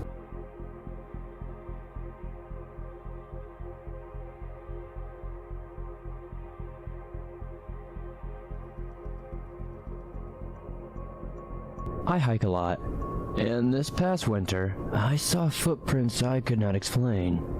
I live in Arizona, not far from the Navajo reservation, and I am Navajo myself. In the middle of nowhere, there are ruins of an abandoned house. There is no roof, just adobe walls, a dried up well, and a dilapidated travel trailer. Somebody broke into the travel trailer long ago. and pack rats built nests inside the trailer. I have never been inside the trailer because I avoid mouse droppings due to hantavirus fears. I use the abandoned house and travel trailer as landmarks in my hikes. So, this past winter, I went on a hike. At the abandoned homestead, I saw the footprints of a small child. No adults, nothing else. The footprints were 5 inches long and 3 inches wide, and they looked like the soles of sneakers or something a child would wear. I also saw evidence that the child dug around inside the travel trailer, taking out the things from within. There was a hodgepodge of household items lined up neatly in a row. Steel skillet, a hammer, roofing nails, old Coleman fuel containers, old-fashioned glass bottles, etc. Wondering if I was seeing the tracks of a runaway or lost child, I decided to track the footprints. The tracks led away from the homestead, across the plains and up the side of a mesa. 3 miles away, the tracks intersected a dirt road. On the dirt road, I found the tire tracks from a car. The car was parked parallel to the dirt road, and the child's footprints walked to the driver's side of the car and got in. The car tracks then did a 3-point turn and headed back in the opposite direction. Confused about the tracks, I visited my elder. I relayed my story, and my elder offered an explanation. He told me I tracked a skinwalker. He also told me they make their bodies and footprints small. He told me a story of how magic works. He said the skinwalker was probably looking for something inside the ruins. I don't know if this is necessarily a creepy story to anyone out there, but I thought it might be interesting to share, as people seem to really enjoy these types of stories on your show.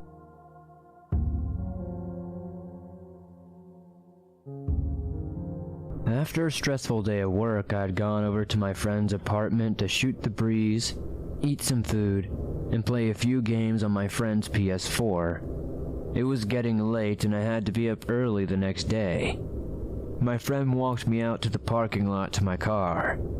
There was no one else in the parking lot, just us two. As I was unlocking my car, a dog walked out from the side of a nearby building about 25 feet away or so. It came fully into view and stopped to look at us. It was a little bit bigger than a standard Great Dane. It was all black with long hair that appeared to be falling out in clumps. It had long ears and a long, scraggly tail. I remember making eye contact with it. It had dark, maroon-colored eyes, and now we locked eyes. I swear on everything that I know, it smiled at us. But instead of a dog's lips going back and forth like you would imagine, the lips went up slightly sideways. I saw white, human-like teeth. I recall suddenly getting a feeling of dread and fear. I felt like it was something disguised as a dog, pretending to be a dog to try to maybe trick me. But I knew this was not a dog at all. I am certain of it, even to this day. The energy coming off this thing did not feel dog-like. I do not know how else to describe it, but my hair was up on end. This thing felt absolutely evil. It turned around from us and began limping slowly back around the corner from where it had stepped out from. It seemed to have most of its weight on its front legs, walking with a hunched back. When it was limping away, I noticed its rear left foot was wrapped in blue gauze, and the foot looked very odd. The heel was parallel to the ground. I am unsure if my friend saw exactly what I saw, but she suddenly said, "It's leaving. Let's follow it." She ran after the darn thing, right after it disappeared around the corner. I honestly remember being so scared for my friend, so I went sprinting after her. I rounded the corner to find my friend looking around very confused. The dog was gone. At the rate it was walking and limping, and given the proximity that it was to us, which again was no more than 25 feet or so, there was no way that it could have disappeared that quickly. It's humanly impossible, physically impossible, will you? The air was suddenly extremely cold, even for South Texas in January. My teeth were chattering, and I told my friend to quickly get back to her apartment, lock the door, and stay inside at all costs. I warned her that that thing was definitely not a dog and told her I would text her when I got home to let her know that I was safe. Once I was safe at home, I texted my friend and thought that was going to be the end of it. But even as I settled down into my bed, my heart was still racing. It did not help that around 12 a.m. there was a low whistling right outside my window.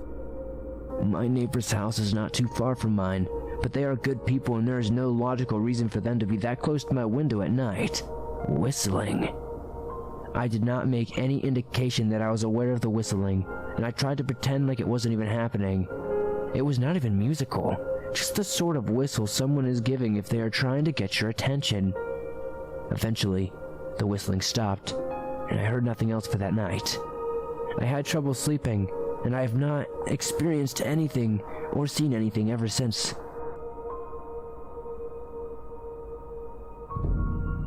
To start this story off and to give a little insight about me, I'm an 18-year-old female who grew up in Michigan and have lived in the country for as long as I can remember. And for heads up, this is a long story, so bear with me. On one particular hot summer weekend, I and a couple of my friends, including my boyfriend, let us call him Tony, and my older brother, let us call him Brad, decided we were going to go camping for the weekend, since it was such a warm week. Tony's parents had owned a cabin way out in Ludington, surrounded by a huge wooded area, with a personal lake and no neighbors for at least 4 miles. But being stupid teenagers, we did not really think about that. All we were ready for was to party, as any normal teen would. Well, after being there for 2 hours, our fun had started. Tony's friends had brought tons of alcohol and weed to last us for the weekend, so we would not be bored since we had no cell service out there and only movies to watch. After it got around 12 a.m. and it was pitch black outside, we had a huge bonfire going. It was a total of 6 people, including me and Tony. As we talked and laughed about upcoming events in our lives, we were so distracted that we did not even notice that my brother had literally frozen his eyes onto one section of the woods. Mind you, we were all a little bit intoxicated and kind of high at the time. Eventually, our talking ceased when Tony realized his friend and my brother had an emotionless expression. "Hey dude, you alright?" he asked Brad. Silence was all he got in reply. Brad did not reply or even make any movements that would indicate he had been heard. After that, I started to get scared as well as the other 2 girls there. It took a lot for my brother to act that way. Eventually, I was the first to catch on that he was excessively staring into a certain spot in the woods. I turned my head and followed his gaze the best I could, and when I finally caught on to what he was staring at, my heart dropped. There was, at first glance, a dog. At least that's what I thought it was. It was some person's dog that had wandered off, right? But then my brain kicked in and I realized there were no neighbors for miles. So how could there be a dog? My mind started to race while Tony still tried to get Brad to speak or even move. In one motion, this thing stood up tall. And when I say tall, I mean gigantic. This thing had to be at least 6 foot tall. Everyone saw it then. How could you not? The other 2 girls, and the other boy with us, gasped as they finally grasped why my brother was still as a stick. No one moved for what seemed like hours. Tony was the first to talk. No tail, he mumbled. No one heard what he said but Brad, and I swear to you, when I say his eyes were wide and as big as pan saucers, I mean it. That freaked me out immediately. "What did you say?" one of the girls asked. "It has no freaking tail," he hissed at her. My heartbeat stopped. He was right. There was no tail on this thing. Suddenly, my clouded alcohol mind cleared up in a fraction of a second when I finally realized what this thing could possibly be. Now I understood why my brother was basically crapping his pants. This thing was a skinwalker. My instincts kicked in right then and there, but before I could nope out of there, the thing let out a terrible stench, like rotten meat, right before screaming something that sounds like straight out of a demon movie. The sound was enough to scare everyone. I told everyone to just run as fast as they can. My brother was the first out of his chair. He started shouting native words to the creature. No one questioned anything that we were saying. They just saw how deadly serious we were. He has never seen me so scared. Tony was absolutely baffled, so he knew it was a bad situation. We all hightailed it to the cabin with my brother in tow, still shouting native words at the creature. It seemed to keep it at bay, while it gave us enough time to get inside. He slammed and locked the door before turning off all the lights and grabbing special ash from the kitchen counters and starting to throw at every window and door while chanting. Of course, he had everyone freaked out and basically in tears at the moment. All of us were still in shock for a while, and after he was done, no one said anything for a long time. He grabbed our dad's pistol and had it posted by him for hours. Everyone was entirely too shaken up to even question what happened. We must have fallen asleep eventually because I woke up to my brother packing all of our stuff into the cars early in the morning. I understand why. We have a native family. We knew that we were dealing with something way too strong for us, and we knew it would come back, and maybe not even alone. Before we left, I did one blessing on the cabin and spoke a few calming words to the still very freaked out girls. We left as soon as everything was packed up. To this day, we still have not explained exactly to our friends what happened that night, and they never bothered to ask us either.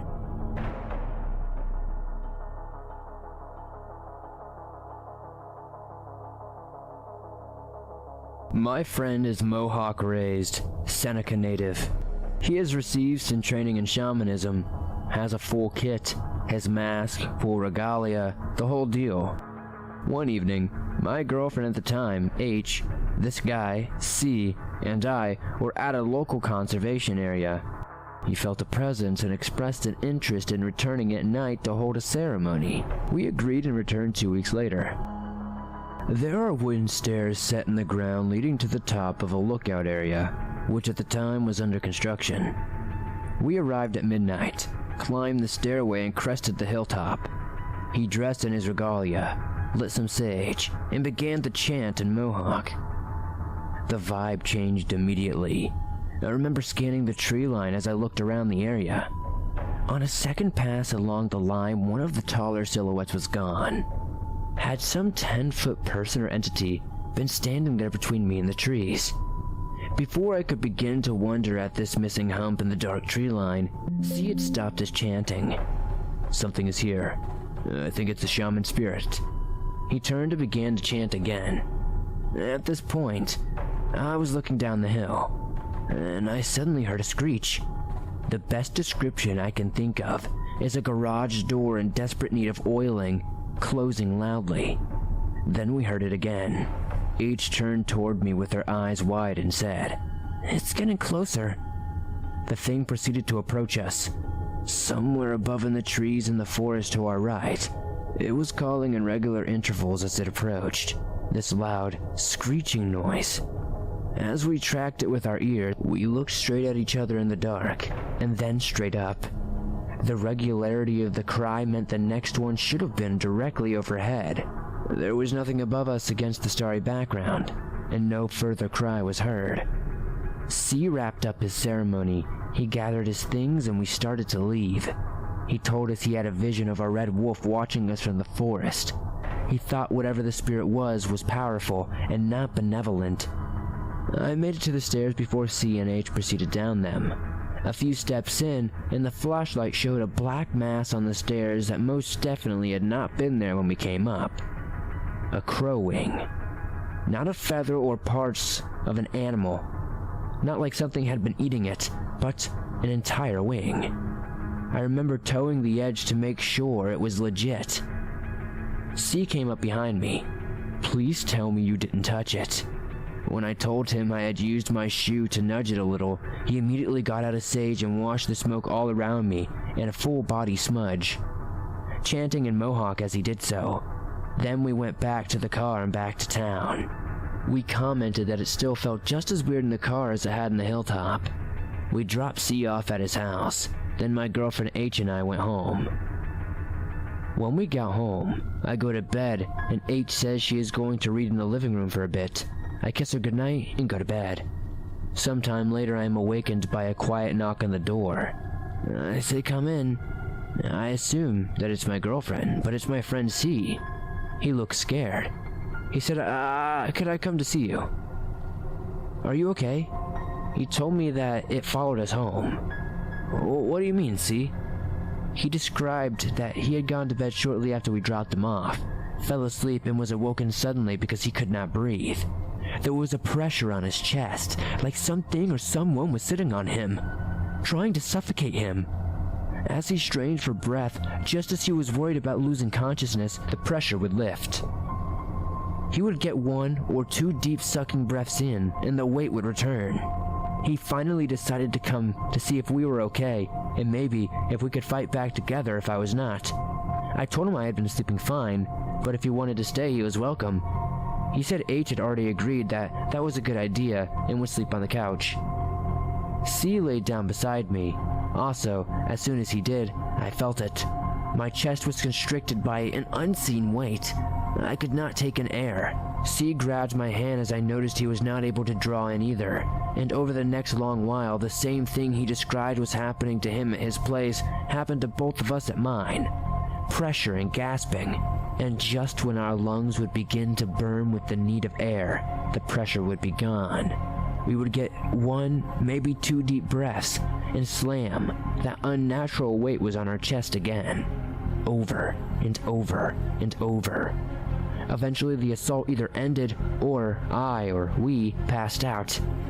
I remember waking up at some point much later feeling someone beside me, remembering C and being surprised when I saw H laying there. I remember saying, "Oh, it's you," and hearing a questioning mumble from her before sleep overtook me again. The first thing the next morning, H asked me what I meant when I said, "Oh, it's you." I explained that I was surprised that C had left. "C?" she says, looking over at me like I am crazy. "Yeah, when did he leave? He never came over." I was insistent that he had. I know the difference between reality and dreamland, but no, apparently I had a very, very vivid but totally normal nightmare. Nothing to worry about. Chalk it up as the strangest dream experience I had ever had, and we go on with our lives. 2 days later, H comes running into the apartment after work. She is a barista at a very cool indie coffee shop downtown that C and I both frequented.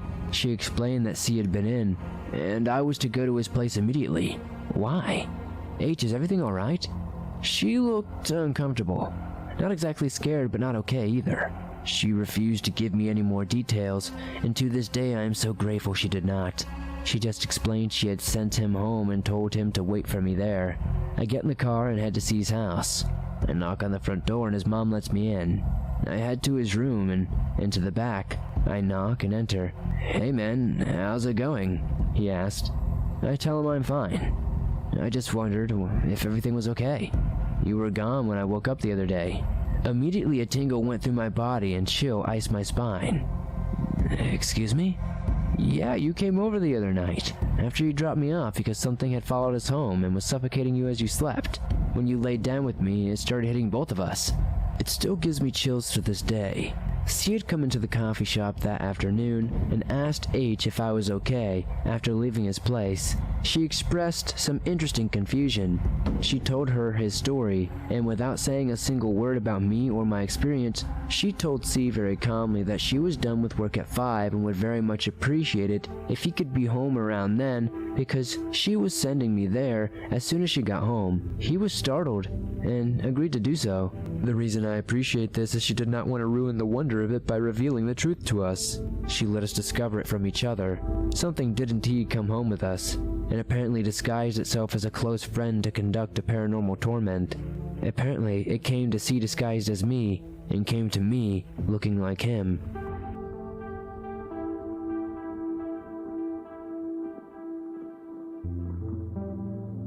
This past Halloween, I did not have many friends who wanted to hang out. Only 2 at the time wanted to celebrate. 1 eventually bailed though, leaving me and my friend Rob to hang out alone. It was freezing. I had to bike out to our usual rendezvous place, which was about an equidistance from our houses. This place was a gas station adjacent to an exceptionally large field that was occasionally used for soccer games. We both arrived at the gas station, went inside, got water, sunflower seeds, and left.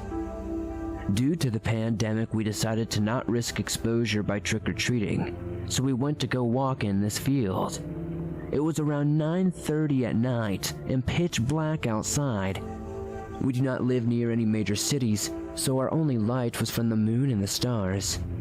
The sky was clear that night, so around 5 minutes in we became entranced by them, walking forwards with our heads craned back looking up. This went on for a minute or two before we thought we heard some shuffling near us. We turned to the right to see a dark figure lit very dimly by the extraterrestrial light. I'm a rather small person and Rob is not too much bigger, so the littlest of things normally will put us on edge. But this thing was different. It looked bipedal, though it seemed to be bent over like it had a hunchback. And there were some protrusions from its head, either horns or ears. It was quite difficult to tell. I immediately let out a small scream and ran to the side. I was trying to hide behind Rob because I'm a very manly guy, as you can tell. I knew he occasionally carried a hunting knife, as he is more of an outdoorsy kind of person. The thing then bent down to walk on all fours and started yipping strangely, like a small dog almost. My friend grabbed the back of my jacket and yanked me back and yelled at me to run. He then pulled out the hunting knife, and the creature was pacing while still making strange noises. It looked like it was about to get closer before Rob threw the knife at it. The thing got up and ran. He yelled an exasperated, "Holy crap!" as he started running. As we ran, I heard a voice repeatedly echo what Rob had just said. We ran all the way back to the gas station to where we parked our bikes. Wordlessly, we decided it was best to just go inside the brightly lit gas station, just wait our nerves out there. We have not been able to hang out since due to the virus, but I doubt we will go walking in that field at night again.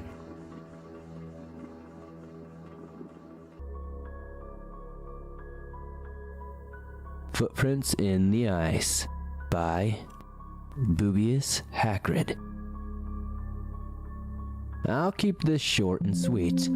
A few years back, we were having a brutally cold winter. The snow had frozen into ice and covered everything. It was pitch black in the backyard when I let my dog outside one last time before bed that evening. As we exited the house from the sliding door of the walkout basement and onto the lower deck, I felt like something was off. Our home backs up to some woods, so I was accustomed to hearing noises from the wildlife at night. But this was different. Nothing made a sound except the cold Arctic wind, but I felt I was being watched. When my dog was in the backyard, I looked around nervously, expecting a coyote or a predator to pop out of the tree line. My dog did his business, but afterwards stopped and stared at a corner of the woods until I got creeped out and called him back inside. I quickly locked the sliding door and shut the curtains, unable to shake the uneasy feeling I had outside.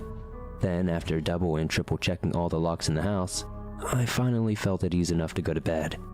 Sometime around 3 in the morning, I hear the muffled sound of my dog barking from the basement 2 floors below. I got up, stumbled down 3 flights of stairs, and found him standing at the basement sliding door. He was peeking his head through the closed curtains, barking his head off with the hairs standing up all on his back. I tried calling him away from the door, but he would not let up. I dreaded peeking out the curtain to see what he was barking at, after the uneasy feeling I had from earlier in the night. Finally, I held my breath, swiped the curtain aside. I peered into the blacky inkness, but I saw nothing to cause any alarm. A wave of relief washed over me. I figured it must have been a deer or a raccoon in the yard that set him off. He whined at the door for a few more minutes until I bribed him upstairs with a dog cookie. After that, I went back to bed and wasn't disturbed again that night. That is until the morning when I went to the basement to let out the dog. I opened the sliding door and walked out onto the deck as he bounded into the snow. When I looked down, my blood ran as cold as the sub-zero morning temperatures. A set of bare human footprints were frozen in the ice on the deck. They were obvious. I could make out each toe of the person's foot. The prints were large and appeared to be in the form of an adult, maybe a male. Looking around, I noticed they started at the base of the deck and disappeared off the side of the deck. I had my snow boots on, so I walked around the yard, but I could find no trace of the footprints in the snow once they left the deck. Keep in mind, the daily temperatures were at around 0 degrees Fahrenheit, and the wind chill was close to 20 below. Frostbite would set in within a matter of minutes for anyone walking around barefoot, especially in the dead of night. I never experienced anything like that again, but I have adopted a second dog.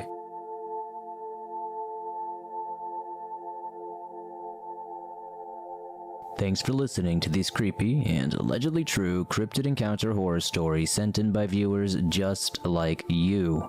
As always, if you have a story you would like to share in a future episode on this show, be sure to submit your story at swampdweller.net or on Reddit at r/thedarkswamp. I'd love to share your story with everyone here in the swamp.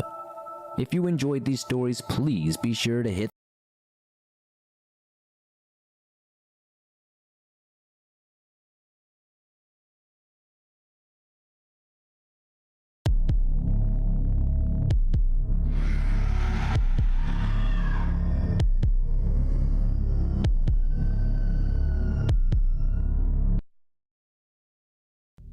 The great outdoors pose many threats. There's wild animals, crazy people, and even Sasquatch flying in on a paraglider with a machine gun and a Glock 9 ready to blow your ass away. Welcome back to the swamp, my friends, and welcome if you're new. Today we're going to be sharing some creepy and allegedly true outdoors horror stories sent in by viewers just like you. Per usual, if you have a story you would like to share, be sure to submit them at swampdweller.net or on Reddit at r/thedarkswamp. I'd love to share your story with everyone here in the swamp.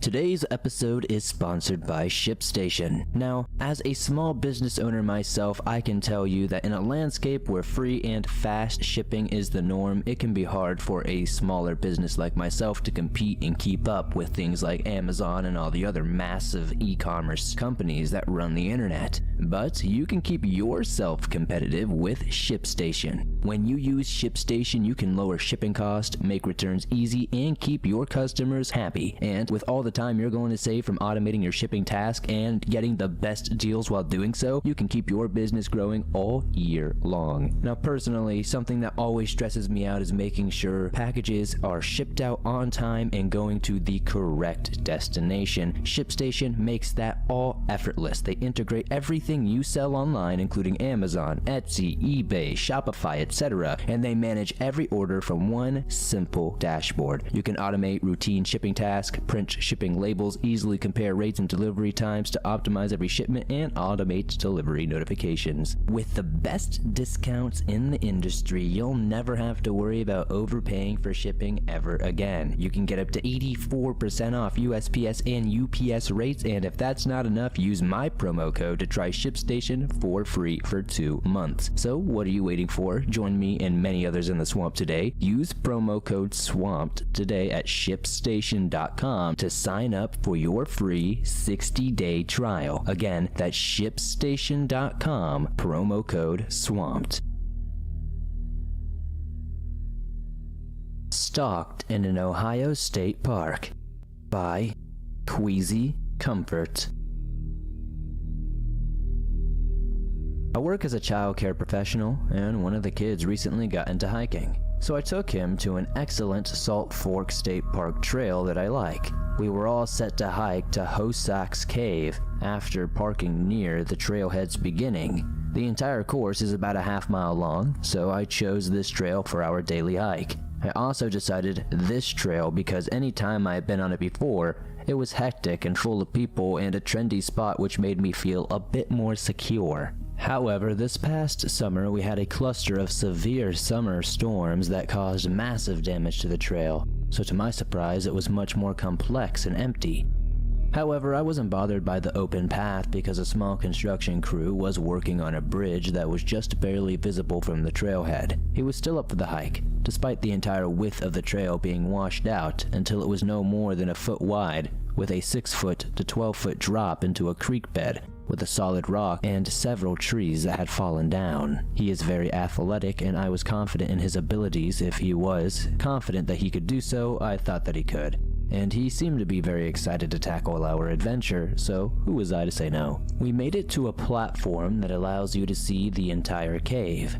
There were many downed trees surrounding the platform, and it was closed at this point, but we had made it this far, so we decided to maneuver around the venue and proceeded the few hundred feet into the cave.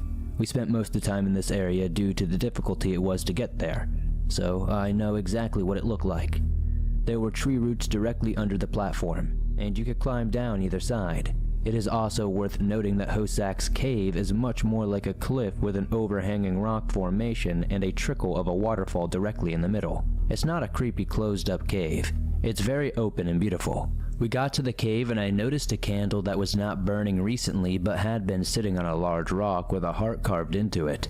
I chalked it up to someone having a date and disregarded it. He wanted to climb to the top, where I noticed 2 more candles and 3 stacks of small rocks that somebody had stacked up. I felt weird at this point, but it was about this time that he found a small puddle full of baby salamanders and wanted to catch them. This was the happiest I had seen the kid in a long time, and I didn't have the heart to tell him it was time to go.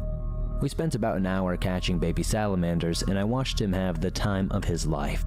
We finally decided to leave, and when we got to the platform, dead center in the middle of the tree roots was a wet washcloth hanging that was not there before. He noticed it as well, but did not pick up on the severity of the situation that we were apparently in. At that moment, I factually knew 2 things. 1, someone was watching us, and we did not see them. And 2, they were now potentially hiding in the woods and made it a point not to be seen, but leave an object to be noticed. There was no running back with the narrow trail, and I was not about to tell him that we were in potential danger. I told him to go in front of me, and I kept encouraging him that he was doing great over and over, which seemed to speed him up naturally. I never saw anyone while we were on the trail, but I had the most intense feeling of being watched the entire hike back. We got to the car, and I locked the doors immediately. On our way out of the park, a filthy man, probably in his 30s, came out of the woods and made it a point to stare at me with the blankest expression I had ever seen on a human being. The man followed me with his eyes and head as I drove by him and continued to stare at him until I couldn't see him anymore. At that point, I knew the third fact. He made it a point to make himself appear to me, and facts 1 and 2 were confirmed. That stare stuck with me for days, and I considered counseling after this, as it bothered me for several weeks, causing me severe anxiety. I tried to tell myself that maybe we just interrupted his bath time and he was camping and didn't want to startle us. After all, the crazy-looking man had ample time to do anything he wanted while we were catching salamanders. I could not rationalize why he stared into my eyes the way he did. If he wanted to be unnoticed, why would he have made himself so, obvious? Deep down, I know it was much likelier that this was a deliberate action intended to scare me. He never had any idea how panicked I was, and to this day, it is the most fun I had ever seen that kid have. He brings it up regularly, and it's a positive experience for him. But on the other hand, it was one of my worst experiences and made me feel sick and disturbed.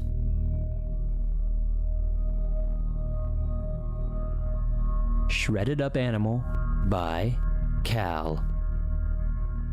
I'm not sure if this would be considered a paranormal story per se, but nothing else really makes sense. Let me try to explain this a bit better. My family goes camping every chance we get.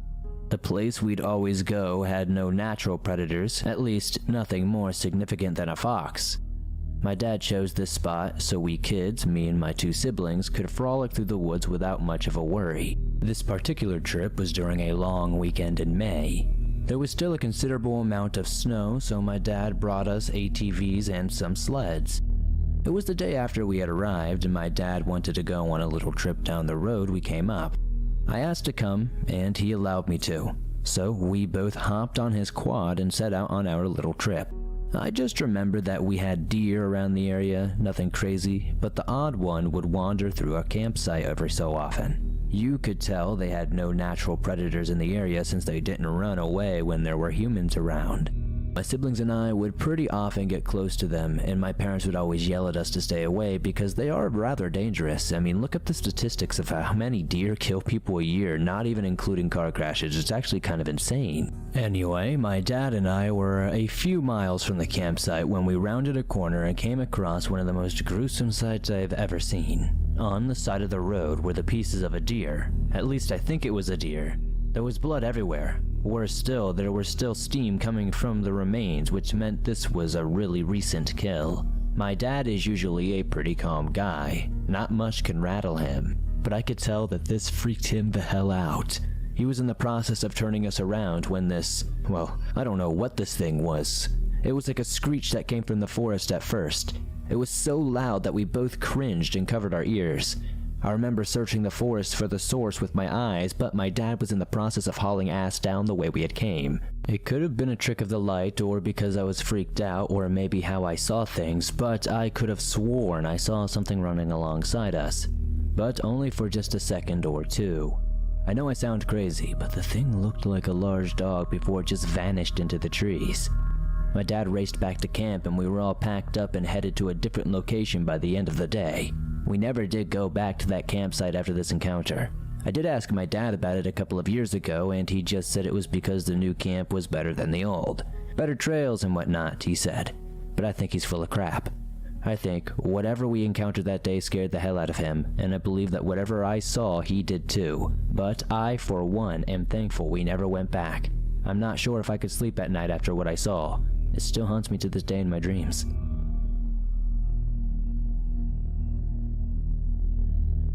I Saw a Ghost in the Woods by Kodak White. Last night, my friend and I decided we wanted to go into the woods to get a little scared. So we brought flashlights and a knife and we went down to the creek. We turned the flashlights off to get the best experience and stood there. We overwhelmingly felt like we were being watched, so we left the woods shortly after, freaked out. I guess you could say we got exactly what we wanted. Later that night, we were hanging out on a small street near our houses and we wanted to get scared again, so we went to a dark corner of the road where it was just suspicious houses and just the entrance of the woods. We both felt that same feeling from earlier that we were being watched, so we looked down into the woods, and roughly, maybe 50 to 75 yards away, we noticed a specific part was pitch black while you could make out the rest of the woods. The feeling started to get more ominous, and we began to feel surrounded and heard walking in the woods and leaves. We began to hear crunching of twigs and something sounded like it was coming faster towards us. Finally, the silence was too loud, and without speaking to each other, we both had an overwhelming feeling of dread and we sprinted back up the street towards our house. But while I was running, I turned to look back, and for a split second, I swear I saw a girl in a white gown in the dark spot I had mentioned earlier.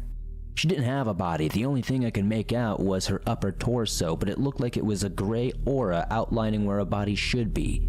We ran back to my house and couldn't even describe what we were feeling, but I'm now staying out of the woods for quite some time, especially after dark.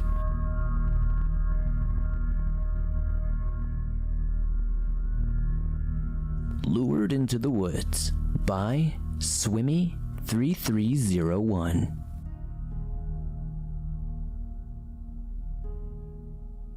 This happened to me only about a few hours ago. I was out walking my dog and we were walking down the street of my neighborhood, which is in a rural area surrounded by woods and forest everywhere. I began to hear what sounded like an owl making their typical noises, so I didn't really pay it much mind. I began walking further with my dog through the area, and it sounded like the owl was constantly moving.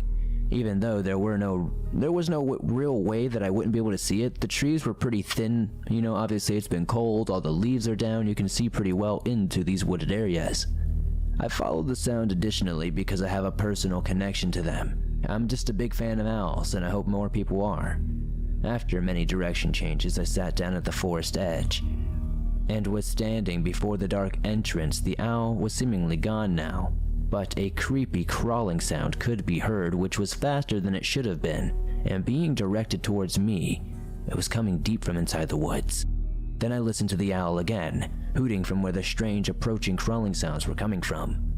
My dog then became terrified and threatened whatever lurked in the darkness.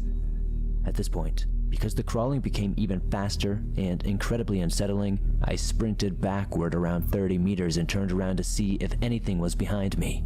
Then came that owl sound once more. It was almost like it was beckoning me to return. At this point, I stopped for a second to try and calm my dog down and lead them back home. Suddenly, distorted laughter was all I heard erupting all around us in the forest. This was definitely not that of a human. It almost sounded like it had reverb echoing all around us. After that, I headed straight home, locked all of the doors as it was nighttime here. I know the story was short. I might have some more updates soon as I have to walk my dog often. Thank you for reading this, and please share your thoughts in the comments.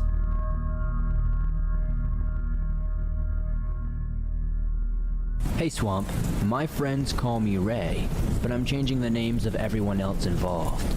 We lived in Texas until last year when we moved to Alaska.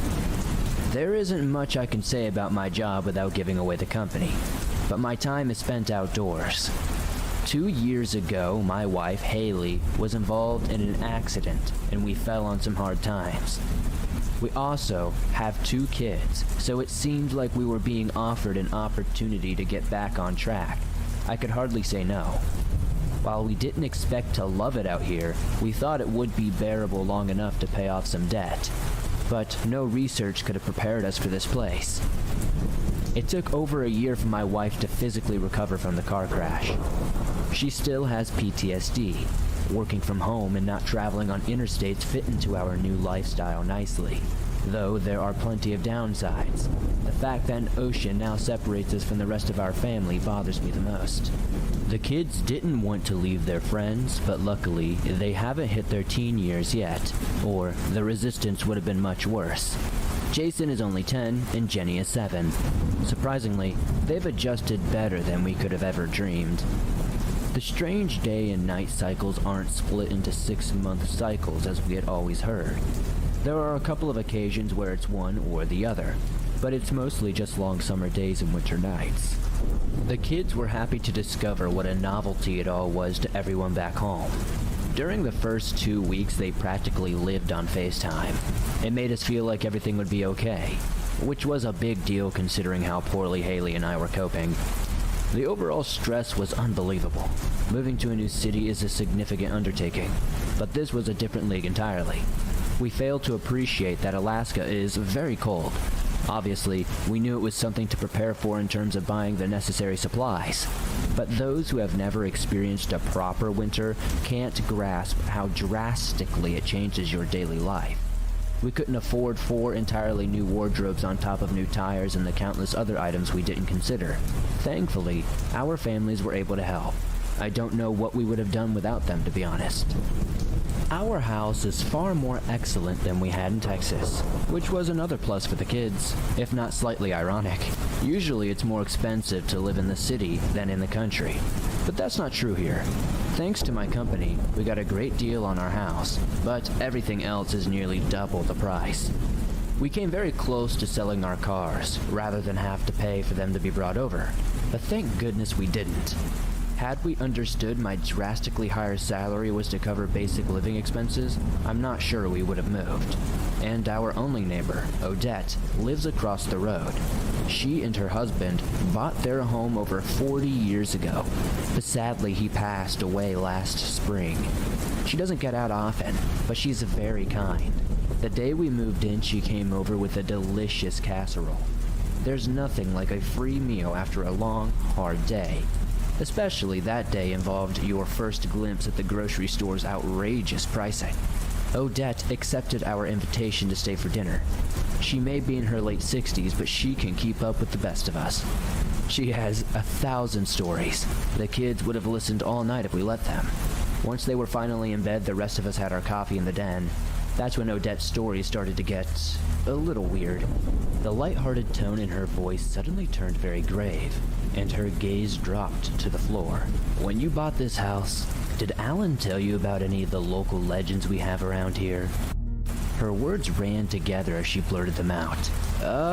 Nope, none that I can remember. I was confident because there had been almost no contact with the actual owner. I looked to Haley for confirmation, and she was also shaking her head. The drastic change in our neighbor's demeanor made us feel like she was about to deliver some terrible news. Like something along the lines of the previous owner slaughtered his whole family, or was some sort of serial killer, or something like that. Something dangerous. I had a feeling. She sipped her coffee and took a deep breath before continuing. Did you know Alaska has its very own Bermuda Triangle? We had certainly not heard about this, but she told us all about it. Something like 5 out of every 1,000 people go missing around here, and most happen in the area we are in. I was surprised, but not necessarily frightened. Many states are uninhabited. It wasn't a stretch to assume people might go out, lose their way, and succumb to the wildlife, or the elements. It was like Odette could hear the thought forming. That's when she explained the Kustaka legends. Kustaka are ottermen. I remember hearing a few Bigfoot stories in the past, but nothing we dreamed that could be real.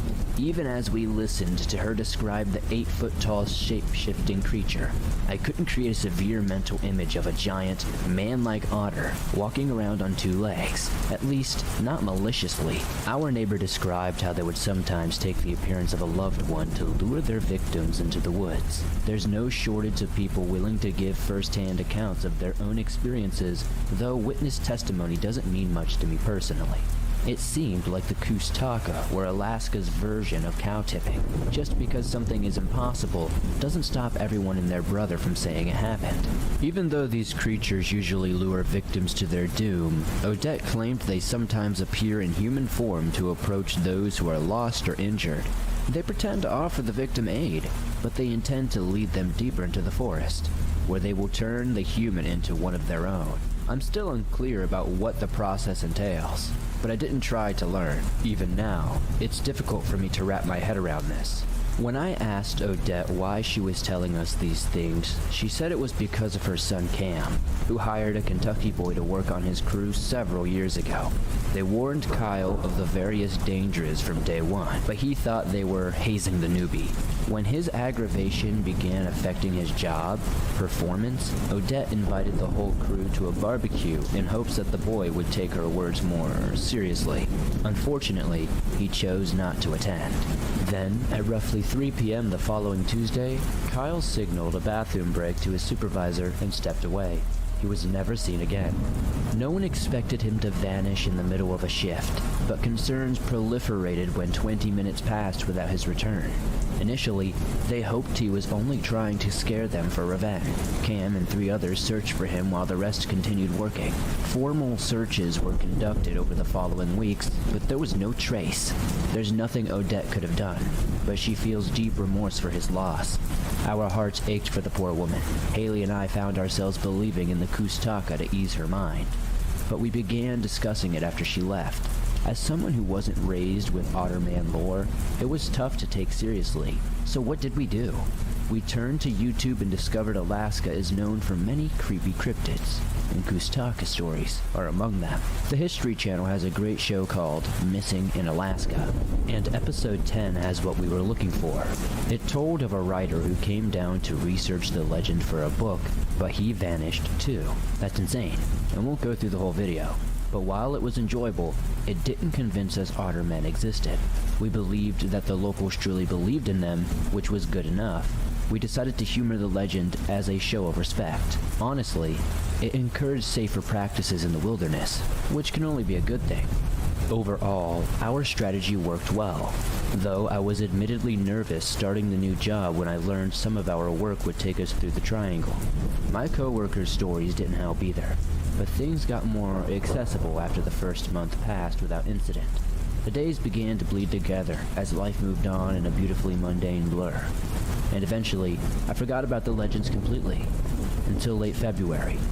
The job should have been simple. Find the spot on the land, dig, and get home before something gets frostbite. It was the same routine like any other day except for Jason's birthday. He was disappointed I had to work and didn't want to open his presents without me.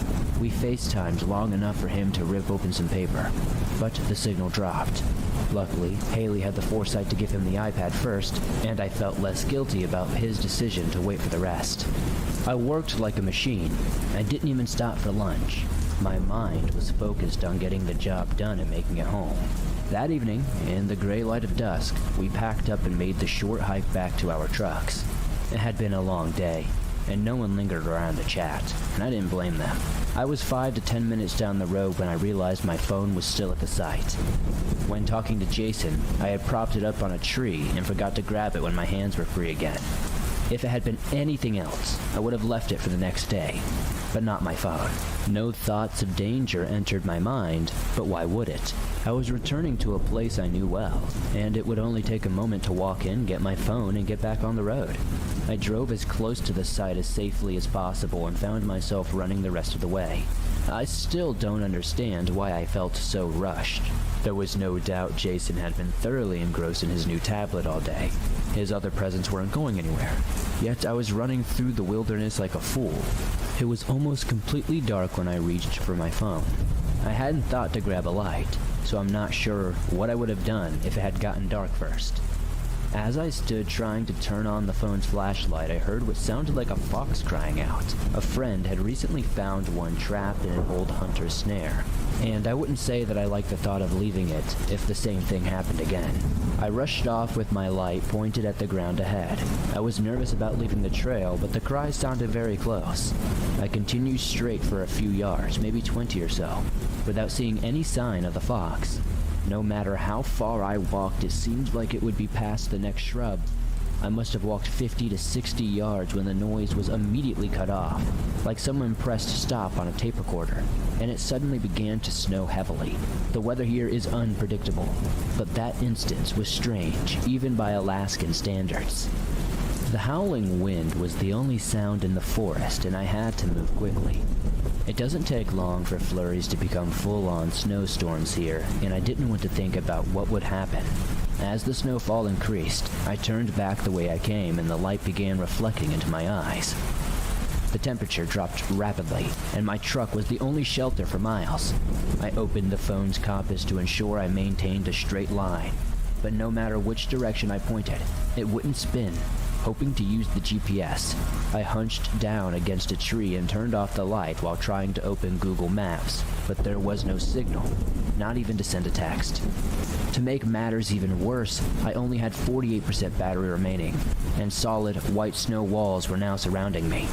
It's a miracle I didn't lay down to die on that spot. If I weren't a father, things would have gone differently. I don't know. Forcing myself to leave the tree's illusion of safety was extremely difficult. I was practically crawling when I continued from my desperate search for the path. The wind tore into me from the right. My beanie doubled as my face mask, and thankfully, I developed a habit of putting my gloves in a coat pocket, or they'd be in the truck with my boots and earmuff.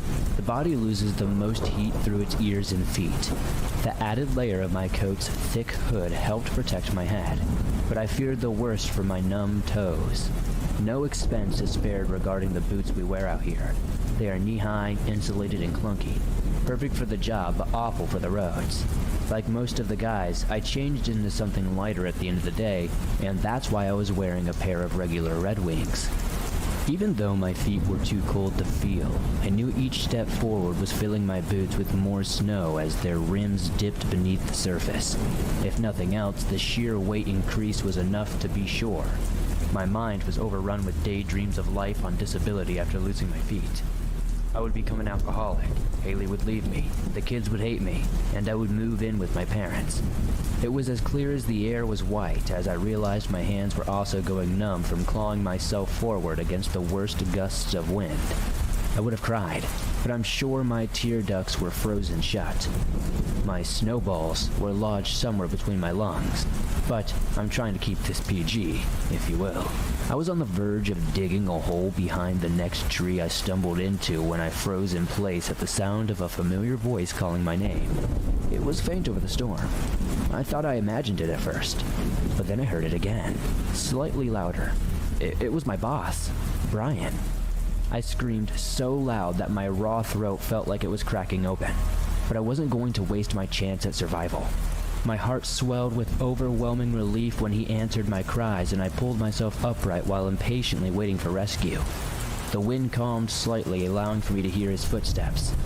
The sound was beautiful and terrifying. He was approaching from my left, meaning I had to be going the wrong way. My sense of relief was tainted with horror as my brain entered several what-ifs in the next short seconds it took for Brian to come into view. A fierce gust of wind stopped him roughly 30 feet away, and he shouted, "Follow me!" before turning to lead us back. The thought of reaching my truck, mostly the heater, pushed me away from the flood of worst-case scenarios. There would be plenty of nightmares and therapy bills for those later. Staying low, I hurried forward to close the gap between myself and Brian, but he was also picking up speed. That was fine with me. The faster we got out, the better, but I was so focused on trying to catch up that I failed to notice we still hadn't reached the path. Even worse, I was moving at a dangerous speed with only a dim light pointed ahead of my feet.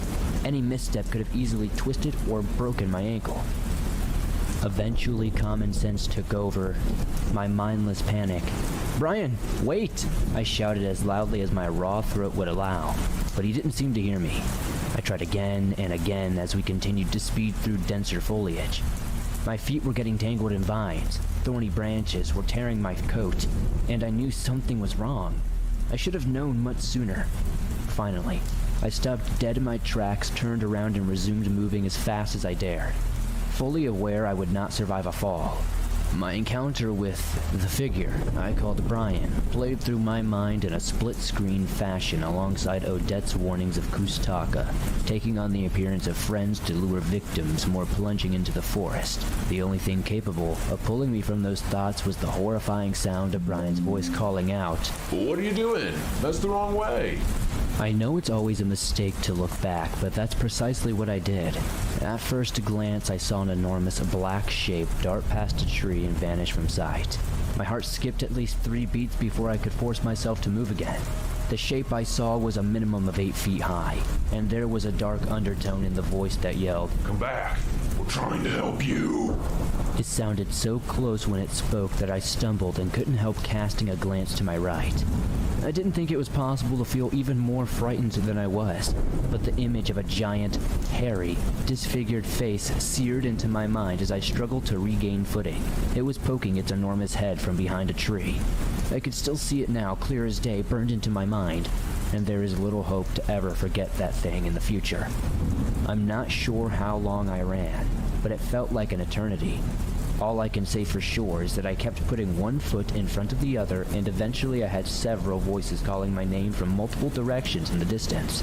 To say I was skeptical would be a vast understatement, but I didn't know what to do. Every move felt fatal. What if they are all Kustaka, or one of the several other cryptids I've heard about? What if they're real people, but I ran away? What if the first monster catches up while I'm standing here? Hoping it was a reasonable thing to assume monsters wouldn't have flashlights, I decided to shout a tentative cry for help and run towards the first light I saw. Unfortunately, that cry turned into the high-pitched squeal of a teenage girl when a branch snapped directly behind me. In complete darkness, I surged forward, unsure if the snag at the bottom of my coat was real or imagined, and a dozen shots rang out in reply. In seconds, spotlights were pointed in my direction, and the sound of weapons being prepared to fire was sweet music to my ears. I screamed, "It's behind me!" several times before collapsing, but I didn't need to say more. Everyone understood my meaning perfectly. I was later told that Kustaka probably left when it heard all the other people. As I thought, Haley called Brian when I didn't come home, and he took care of the rest. They all raced back to search for me. Apparently there's no point in wasting time with police in those weather conditions, and I'm grateful they didn't. There's no doubt I was close to the end. After I collapsed, they zipped me into a sleeping bag Tommy had the foresight to bring from his truck and carried me out of there like in a body bag.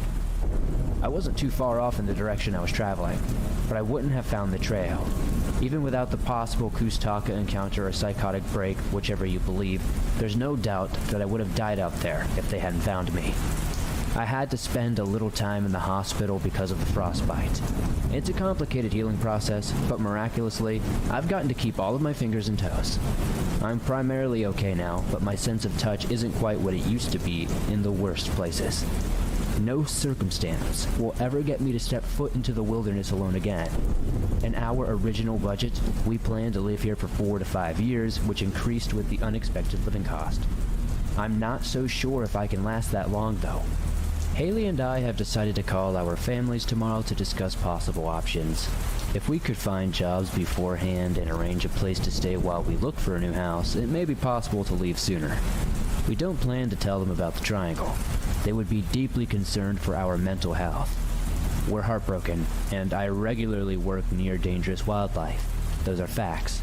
I'm sure there are more, but those are enough. I'm ashamed of how stupid it was to put myself in that situation, which must have been evident to the others. I can guarantee every person in our tiny town heard what happened that day, but no one has questioned me about it. I don't think I could say all of this if they did, not face to face, and I'm sure they know that too. But writing it out like this, I don't know. I do feel a little better. Well, that's all I have to say besides thanks for doing what you do. Even if you don't use this for your channel, I appreciate that you took the time to read it. If I weren't trying to move away from this frozen wasteland, I would be supporting you with more than likes and shares. Keep up the great work, and best wishes to you and your family, Swamp Dweller.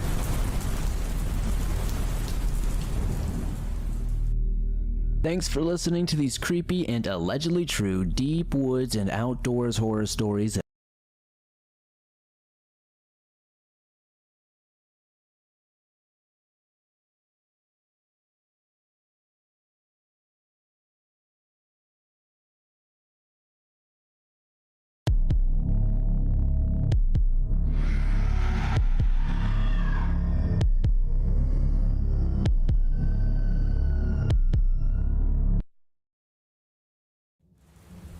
Welcome back, swamp folk. Once again, we are crossing into international waters to bring you the darkest wilderness content available.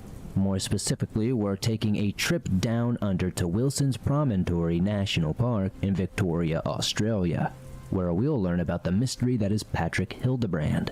Don't worry, we aren't messing with any of those giant spiders today, at least none that we know about. But the case is unsolved, so you never know. Now, most of you have probably never heard the name Patrick Hildebrand, and that's completely fine, as I have not either before looking into this case. But just know if you like puzzles, you'll love this episode. But before we dive into this case and the strange details around it, let me tell you about Wilson's Promontory. Any national park in Australia will be beautiful, but this one in particular has a fascinatingly rich history. We can spend 20 minutes alone on it, but I'll stick with a summary. The indigenous Koori people occupied this land at least 6,500 years ago before the first Europeans arrived, and it's considered to be home of the Bratualung clan's spiritual ancestor, Lu Ern. Even today, this area remains highly significant to their descendants. The first Europeans didn't come along until 1798, and for parts of the 19th century, the promontory was used for seal hunting and shore-based whaling. This carried devastating consequence for local wildlife, so in the 1880s and 1890s, a public campaign was waged to turn these areas into a national park, which was made official in 1898. Before the first road was completed in the 1930s, the promontory was only accessible by boat, and during World War II, they closed it to the public entirely to use the park as a commando training ground. In 2005, a fire started by the staff got out of control and burned 13% of the park. However, it was deemed necessary to evacuate campers. This incident was nothing compared to 2009, when a lightning strike near Sealer's Cove started a fire that burned 62,000 acres. If this weren't devastating enough, it happened on February 8th, the day after Black Saturday. For those unfamiliar, Black Saturday was the day an intense heat wave, combined with arson and faulty electrical infrastructure, led to hundreds of brush fires throughout Victoria. The fire stopped just a half a mile away from Wilson's Promontory's only community, Tidal River. Its camping area and park headquarters were left unaffected, luckily, and they could reopen just a month later. If fires weren't enough to deal with, March 2011 brought enough rainfall to cause major flooding, and the bridge over Darby River became severely damaged.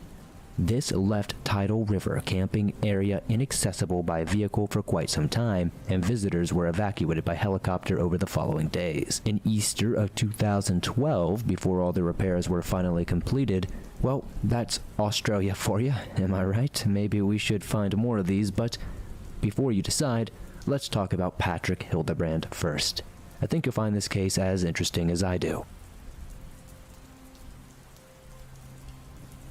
In 1987, Patrick Hildebrand was 9 years old and living in Dandenong, Victoria, with his mother, Christine, and 2 brothers.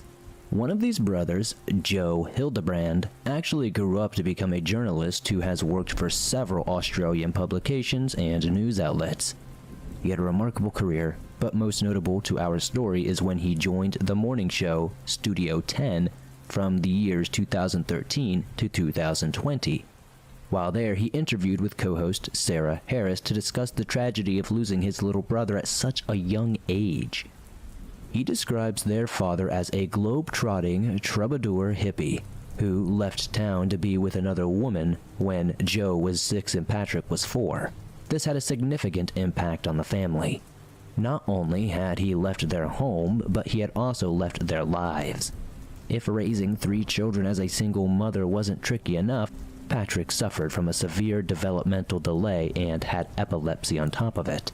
While we as a society still have a long way to go with mental health care, it's treated with far more understanding today than it was in the 1980s. I also want to be clear that Joe didn't name his brother's specific diagnosis in the interview. He refers to Patrick as autistic, and it's widely speculated that he very likely was. But an article from the Daily Mail also named one of his conditions as Gestalt syndrome.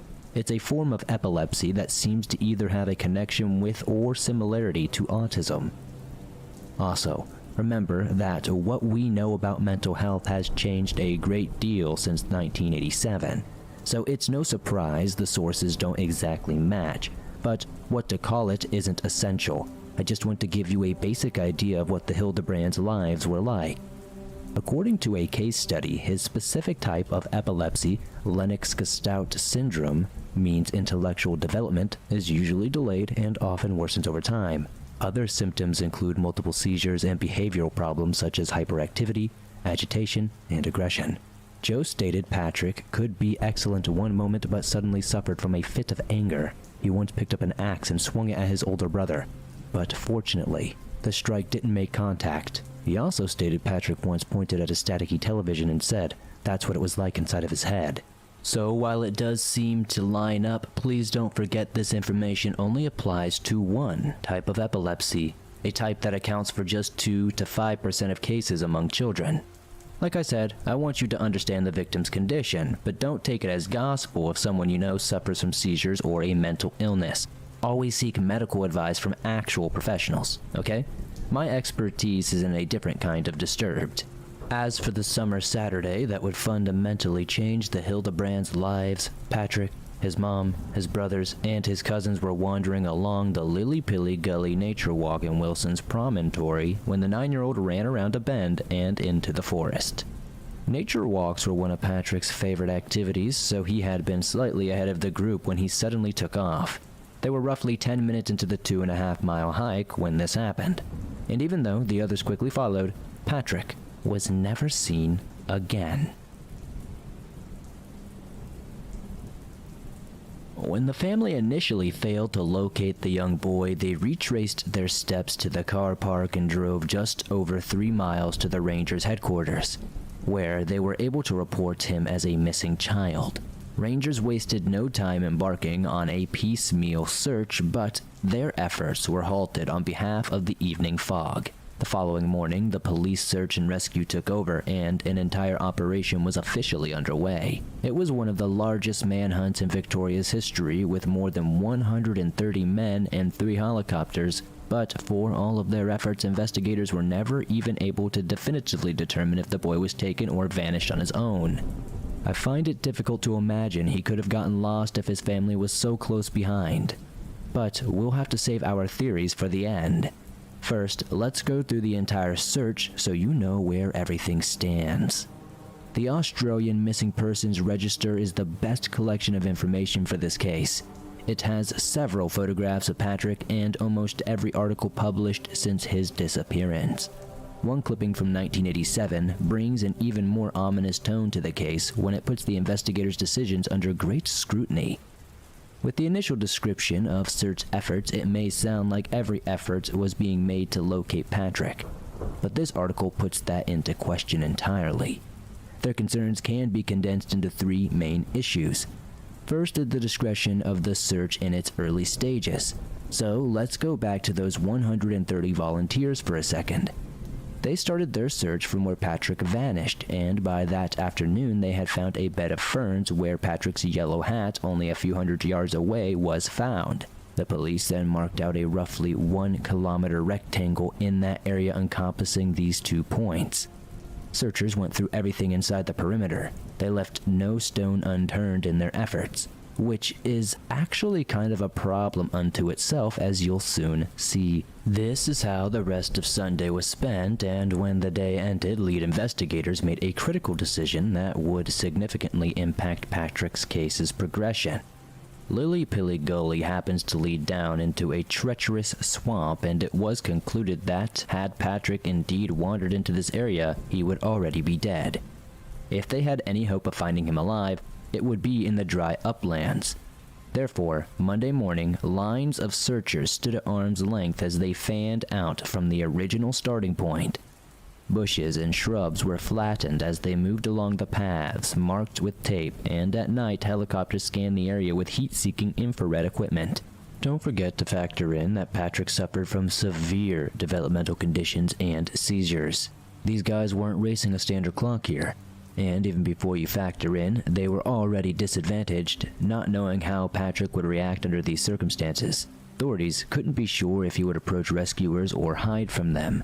With the help of his doctor and psychiatrist, the police tried their best to make an educated guess at his probable movements since becoming lost.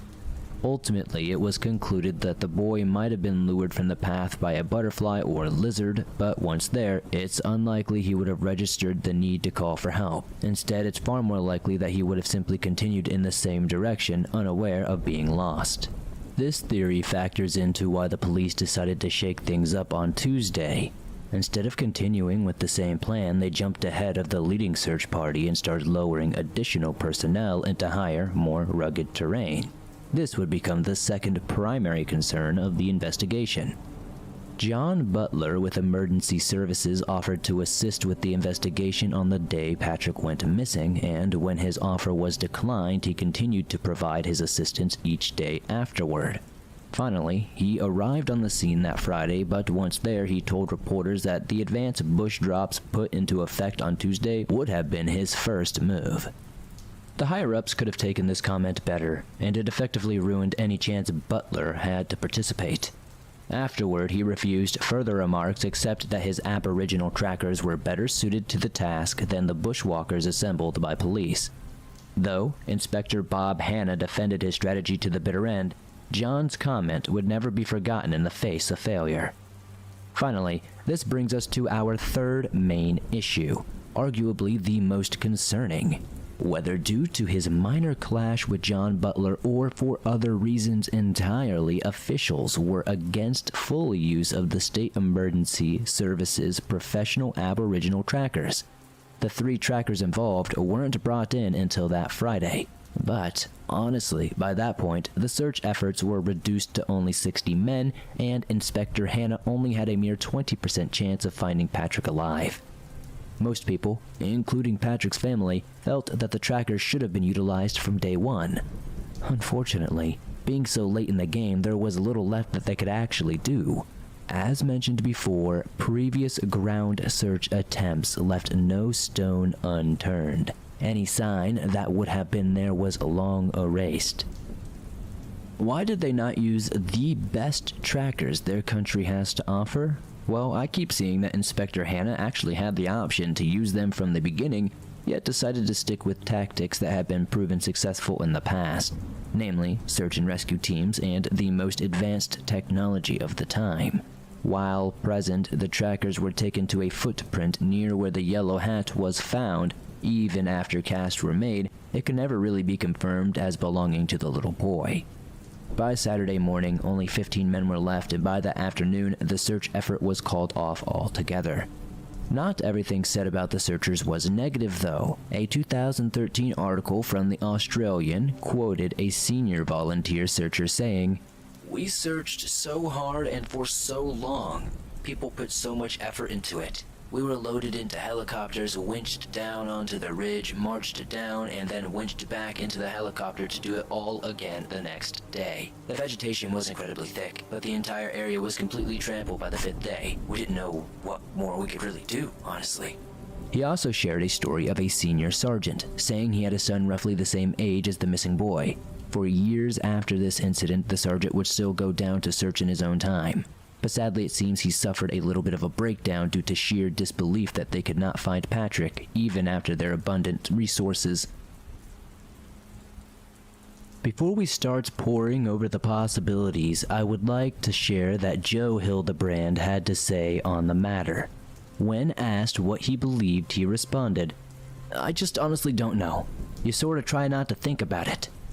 When asked if he believed in the possibility that Patrick was still alive, if he could have found his way toward a road, Joe was understandably hesitant to answer, but the few words he did say said so much. "I think that's just probably where madness lies. Everyone grieves in their own way, and this is one of the healthier ways I've seen, so bravo." Anyway, on to those theories. And let's start with the one most people believe. Did Patrick simply wander off on his own? Could he have been distracted by a butterfly, as officers theorized? It's a shame the trackers couldn't look over the area before it was trampled. We could have learned so much more. How did he get away that fast if he had run ahead into the woods? Well, the sad fact of this all is, it happens all the time. The wilderness can be as cruel as beautiful and doesn't play favorites. It gives and takes without prejudice or sympathy. As for wondering if Patrick would respond to searchers, if he were autistic, they tend to develop a powerful interest in certain things, and if he felt this way with nature, it's feasible he could become distracted enough to not understand the consequences of venturing off, or maybe not even notice his name being called at all. The Australian outback is enormous, and 9-year-old boys are typically small creatures. That's just physics. Then there's the yellow hat. It was the only sure sign of Patrick that was found during the entire search effort, and Joe said it was very special to his brother. He didn't believe Patrick would ever simply take it off and leave it there. That leaves two possibilities that I can see. One is that he may have had a seizure and become disoriented or injured himself in a fall, while the second possibility leads us to the next theory. What if he was taken? It would be straightforward to lose his hat in a struggle, but if there was a struggle, how did no one notice signs or hear his cries for help? It's hard to say if he could have been lured away. Some children, whether neurotypical or divergent, are more trusting than others. If he felt safe in the forest, he may have been more at ease than in an everyday situation. No evidence of foul play was ever discovered, but you guys know how I feel about these situations. I've said it before, and I'll say it plenty more. The absence of evidence is not evidence of absence. An astronomer named Carl Sagan said it first. Thanks, Carl. He wasn't even an investigator. Knowledge is power, kids. Soak it up. If someone did take Patrick, they must have been in the exact right place at the exact right time to do it. If the family never mentioned seeing anyone else in the area, and indeed that would have been notable, some wondered if family members were as close behind him as they claimed. They went on nature walks often enough, and it is reasonable to assume they felt secure with Patrick's behavior on them. But again, that's just speculation. As far as I know, the family has never fallen under suspicion, not for anything intentional or neglectful. Sometimes it's hard to accept that accidents just happen. 9 times out of 10, he would have been right around the corner as expected. But this was one of those other times. Of course, there are plenty of missing 411 speculations out there as well. The Yowie is a creature referred to as the Australian Bigfoot. Descriptions vary, but it's usually described as a hairy ape man anywhere from 7 to 12 feet with large, flat noses, giant mouths, bat-like ears, and feet that are much larger than a human being's. Reports of its behavior also vary from timid to violent and aggressive. Personally, a creature so massive would have left footprints that would be hard to not notice by anyone. So, I'll have to respectfully disagree on this one. As much as I love an excellent Yowie story, I don't want to be disrespectful to anybody's story.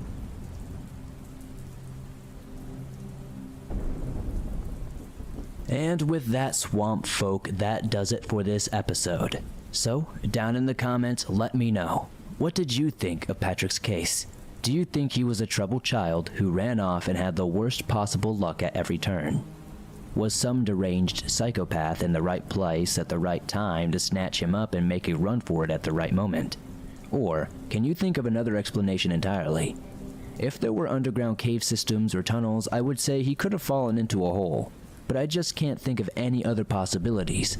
At least not natural ones anyway. This is one of those instances where it truly feels like the victim vanished without a trace. Personally, this case gives me very similar vibes to the Stacey Aris case we've covered in the past. If you'd like to learn more about that one, you can find a link on screen or in the description. Anyways, let me know how you'd feel about exploring more Australian parks in another video. Please, for the love of Shrek, don't forget to make that sweet clicking love to those like buttons and to subscribe so you don't miss a brand new video. Don't forget, I upload new videos almost every single day on all things natural and supernatural. If you have a story that you would like to see me cover, be sure to submit it at swampdweller.net or in the comments down below. I'm always looking for new content. Anyways, thank you guys so much for supporting the swamp the way you do. I'll see you on Facebook, Twitter, Instagram, and all the other good social medias. And I'll see you soon with another creepy episode.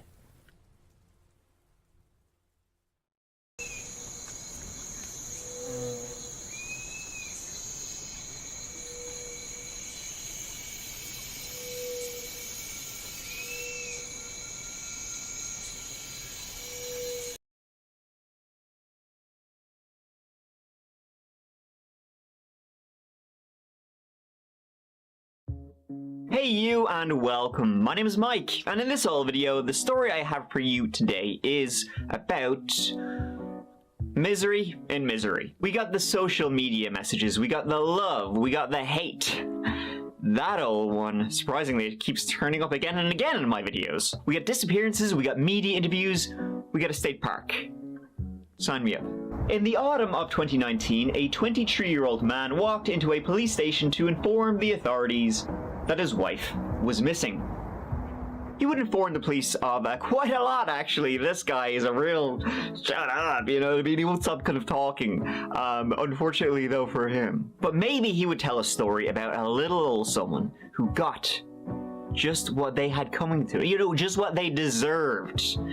But, kind of brr noise. Unfortunately, as that great line goes, deserves got nothing to do with it. That's the disappearance of Meng Shi. A story that's, well, you know, as we see, more murders are committed for love than for hate. So let's give it a go.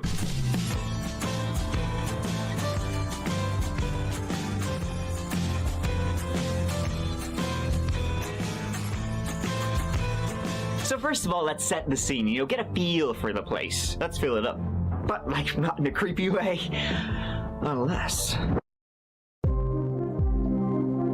The city of Columbia lies in central Missouri, Boone County, that is. It's home to over 100,000 people and is most well known as being host to the University of Missouri. It's a college town and is described as one of the best places in the state to live. It's great for families and for young'uns, you know, looking for the discotheque to boogie, perhaps, maybe. I don't know. What do young kids do these days? They're on TikTok. You got the arts, the culture, the music, the nature. What's not to like? I'm packing my bags already. See you there. So it's home to a shitload, but it was also home to love. When, at a company called Nanova, a boy making dentures and a girl making sure he made the dentures... Okay, stop on that. Stop mentioning the dentures. Love here is quickly dissipating. They locked eyes, they pointed at each other, and they raised eyebrows. The rest, it's history. History I will now tell you about, but first, let me say this. On the 10th of October 2019, Joseph Elledge reported his wife, Meng Shi missing at approximately 5:45 p.m.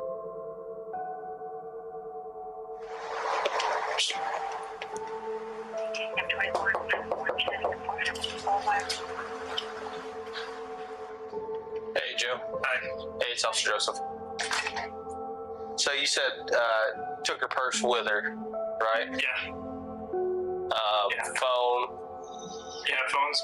Do you want it? Just here. He said he had last seen her at their home where they lived with their 1-year-old baby girl, Anna, in the 2600 block of Eastwood Drive on Tuesday, the 8th of October at around 11:30 p.m. when she went to bed. Her phone and her wedding ring were both just left on that table. I can't unlock her phone, it's locked and I don't know the password. When Joseph woke up the following morning at around 5 a.m., that's October the 9th, she was gone. He reported her missing then the following day. 345 case number 10707, repeating 10707. So I'll enter as a missing person until we hear otherwise from her, or can prove that she went somewhere. Obviously, the best thing for her to do would be to call and say, "Hey, this is where I'm at," for everybody, so everybody knows. Yeah. And then you guys can try to work out whatever you need to do. Yeah. But as far as like issues between you and her, is it just? I mean, anything? She just kind of nitpick? Is that kind of the deal, or Yeah. anything? Yeah. There was no big, large arguments recently. Just disagreements about small things. Yeah. They lived in a nice little community of houses near the highway, not far from central Colombia. But she could easily be far, far away by now. The police went over to follow up with Joseph when he reported her missing on the 10th of October. Meng Shiji spoke to her family every day, either voice or text. Even though she was in Missouri and they were in Xi'an, over 7,000 miles away, they were close. So when they last heard from her, on the 8th of October, and then didn't hear from her the following days, they started to wonder, shit, what's going on here? They started to wonder if something was wrong. Meng Shi was born on the 18th of April, 1991. She was an only child. This was during China's one-child policy, but her parents only ever wanted her. She loved painting, she was passionate about it, but for a career she went from the arts to the maths. She wanted to be an engineer. She got her undergrad in engineering from East China University of Science and Tech in Shanghai, and then in 2012, as part of an exchange program with 5 other students, she arrived at the University of Missouri. The aim was just to finish her master's degree there, but she would end up spending a hell of a lot longer there than just that. When she was at the university, Joseph, future hubby, he was studying there too at the same time, but they wouldn't hook up just yet. So Meng Shi ended up staying in the good old US of A. Her professor hired her straight out of finishing her master's, so she went to work at a company that makes dentures, dental products, all that kind of stuff. The technology that makes fake teeth and braces and all the kind of shit you put in your mouth, it's very similar to aerospace engineering, actually. I've no idea if it is, but her degree was in aerospace engineering, so I assume it is. Joseph, when he graduated from his undergrad at the University of Missouri, he ended up working there too, Meng Shi being his supervisor. But swiftly, she became more than just that. He was 5 years younger than her, and the old head-over-heels shenanigans began. They began dating in January 2016, and he proposed on September 8, 2017. They married 2 weeks later, if you can believe that. He proposed within 2 weeks, bump, bump, bump. That's the wedding song, right? There was no messing around with them. They were just, And by what that means is she needed a visa, so they had to get married right quick. The next year they would have a daughter, after which Meng Shi became a stay-at-home mom. Then she disappeared in October 2019. Joe said that on the night of the 8th of October, the last time she was seen, he approached her, maybe looking for a little some. She was not having any of it. He wanted to give her a massage, full body massage. She was not too keen on that at all. I know, you'd think like the little chin beard he's got, instantly women... No, surprise, she wasn't having it. She was like, here, listen, I'll have a wank or something. Then the next morning, though, she was gone. He woke up. She left behind her car keys, so even though they lived beside a highway, no dice, she left behind her phone, her wallet, and her daughter. That was what was strangest of all. Like, Moshi only had eyes for her baby girl. My question stays the same. That is, where is Munchie right now? So if you know anything about that, if you have any idea, I would say I would eager you to come out. Today, the pleas for help continue. As deer hunting season begins, CPD is asking for your help in helping solve a high-profile missing persons case. And so the search began in the wilds of an autumn Missouri. Mengji, that's how you pronounce her name. It's actually Mengqi, and it has tone to it. It's Mengqi. Mengqi. Mengqi. Okay, all right. Well, I've been trying my best. Mengqi. Yep, Mengqi. All right. So talk to me about who she is. Why you fell in love with her? Well, she's a very dedicated person. She's a hard worker, and I really like that. That's important to me. And she's really, she's very, very detail-oriented, and that's something that I honestly didn't see a lot in a lot of people and really a lot of girls as well. But she was, she's a mechanical engineer with me, or same as I am, and that was something that was pretty important to me too, because I really kind of always thought that I'd have. 5 days after Mengshi went missing, Joe did an interview with KORCG13, local news, trying to spread the word. I know she was talking to somebody else on the side, and I didn't know that until after she had left, but whatever she's doing, I just hope she's safe, and I really hope that she can, find herself and come back to me and Anna, and we can just have a big long talk, and that's all we need. But we can work things out. I think she's just confused and maybe scared, and I don't know if she felt alone. I don't know where it came from, really. She kind of started being distant at the beginning of the summer. I'd give her kisses and I'd give her hugs, and she wouldn't kiss me back, and she wouldn't hug me back, and she didn't want to hold my hand and stuff. But I don't know why she didn't want to keep love alive with me. I tried, but... So if you were able to focus on anything really other than his little chin thing, his little chin business, you might have noticed a few things. The marriage wasn't going great, and she also was speaking to someone else. It turned out that Mengshi had been having kind of a flirtatious, sexual online relationship with a man back in China, and maybe that was on the road to becoming more. And Joe and Mengshi were not getting on terribly well. This was documented by a series of recordings both Joe and Mengshi made. They were recording each other. They were recording the disintegration of their own marriage. I talk too much. You need to know. You don't listen enough. You need to know when to listen. Right now what's happening is just more of what I don't want. Communication. Lack of it. Dumbass, you're being really mean to me. I don't like it. This is hurting my feelings. So what the fuck are you doing? What the fuck is wrong with you? You want me to break? You want me to hurt somebody? I want to divorce you. Okay? I want that to happen during this semester. I want it to happen soon. Sooner better. Okay? I'm not sure why he recorded anything, because Kermit the Frog over here does not come out of it looking particularly well. There had been incidents, like after Mengshi gave birth, her parents came over from China to spend some time with, their daughter, who obviously was, delicate after just giving birth, and also with their granddaughter.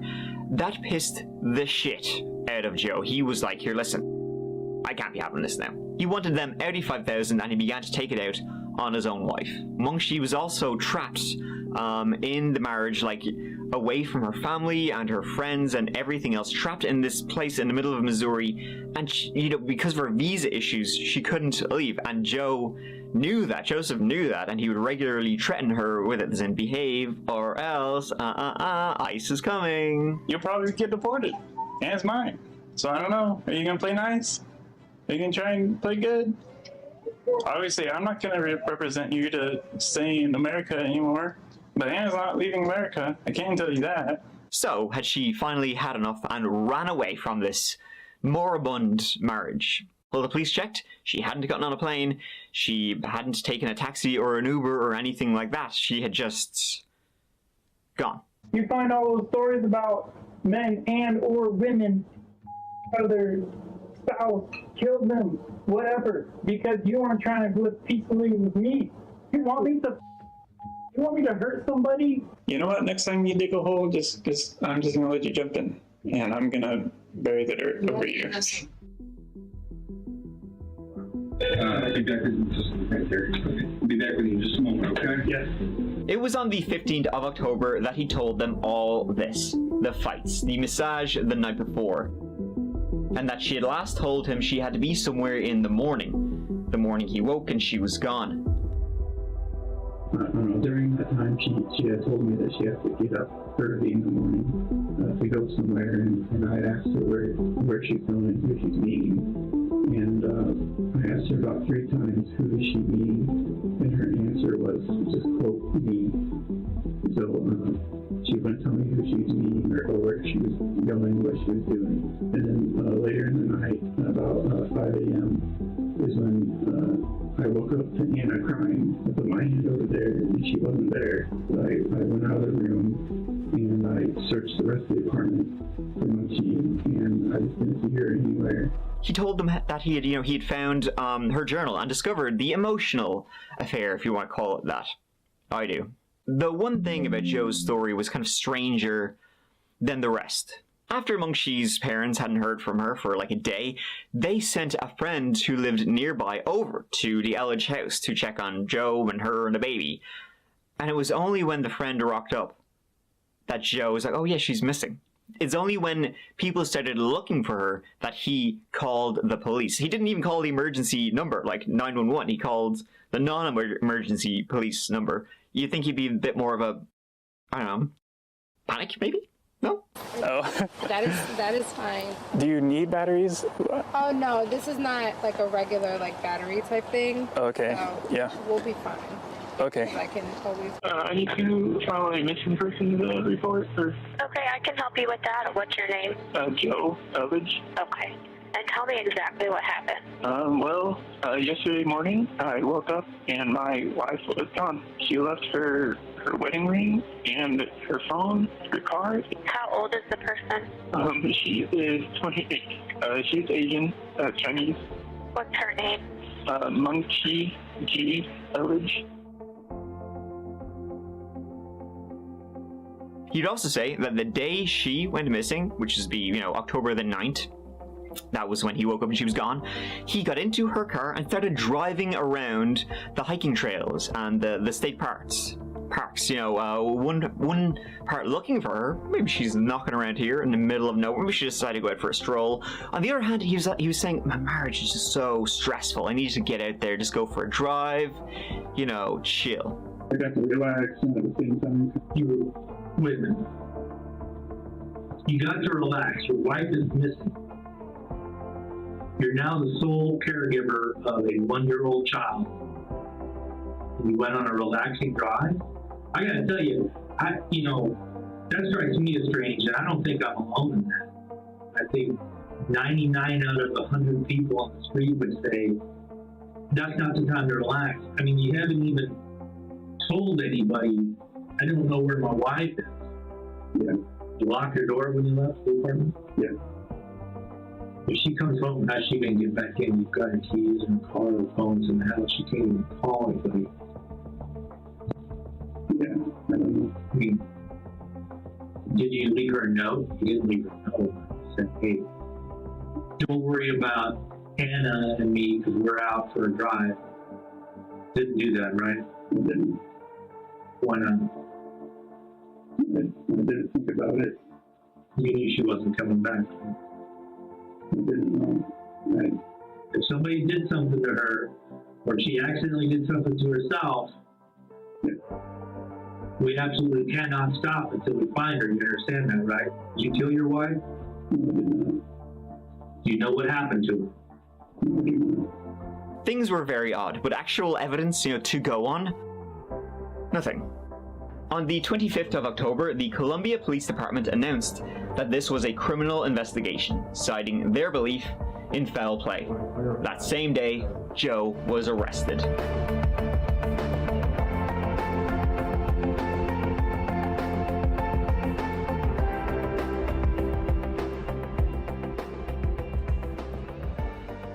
Not for anything to do with his wife's disappearance, however. No, nothing to do with that. Child abuse, actually, if you can believe that. He was arrested literally in his car, with the bags packed, like he was out the door. Mengxi's mother had told the police he was abusing the daughter, that she had bruises, and Mengxi herself had spoken about it a few times, about what he had done. He was held on $500,000 bond. Now, one thing about Joe is that he was 23 years old, and he was an immature guy. Now, when I say immature, I don't mean, 23 years old, he was out partying too much, going out there doing whatever. When I say immature, I mean, I guess emotionally immature. But emotionally immature in the way that a toddler is emotionally immature and will throw tantrums if it doesn't get its way. Police searched Joe's house that same day of his arrest. They found a few things in his place. One of those things was a diary where he laid out how to respond to questions in the police interview and in media interviews. He had a script written. I don't know why he didn't get rid of this. I always wonder about that kind of shit. Well, you think you're gonna reminisce about this later on? He had it there. Say, one of the things he had written down, to remind himself, was always refer to her in the present tense. Because if he's referring to, it's a common slip-up people let in, is referring to somebody in the past tense, implying they know what happened. Just went along with it, and that was something that really impressed me as well. She was a great mother the whole way, and he had this whole kind of melange of things he would do to try and get away with his wife disappearing. Didn't think he had it in him. The authorities began to think they had a pretty good idea of what happened here. So they searched for evidence in his house, and remember that the day she disappeared, he told police he went out for a drive to some parks and all that kind of stuff, just to unwind. Little Mrs. Ball and Chain winding me up, lads. Well, they found boots in his house that were covered in mud. Maybe the ones he'd been wearing the very day she disappeared. Kind of much like we've actually seen in a couple of cases before, that a vehicle will have mud on the tires, and that can kind of give away of where the car was, judging by the type of mud. Maybe they could have a similar situation here.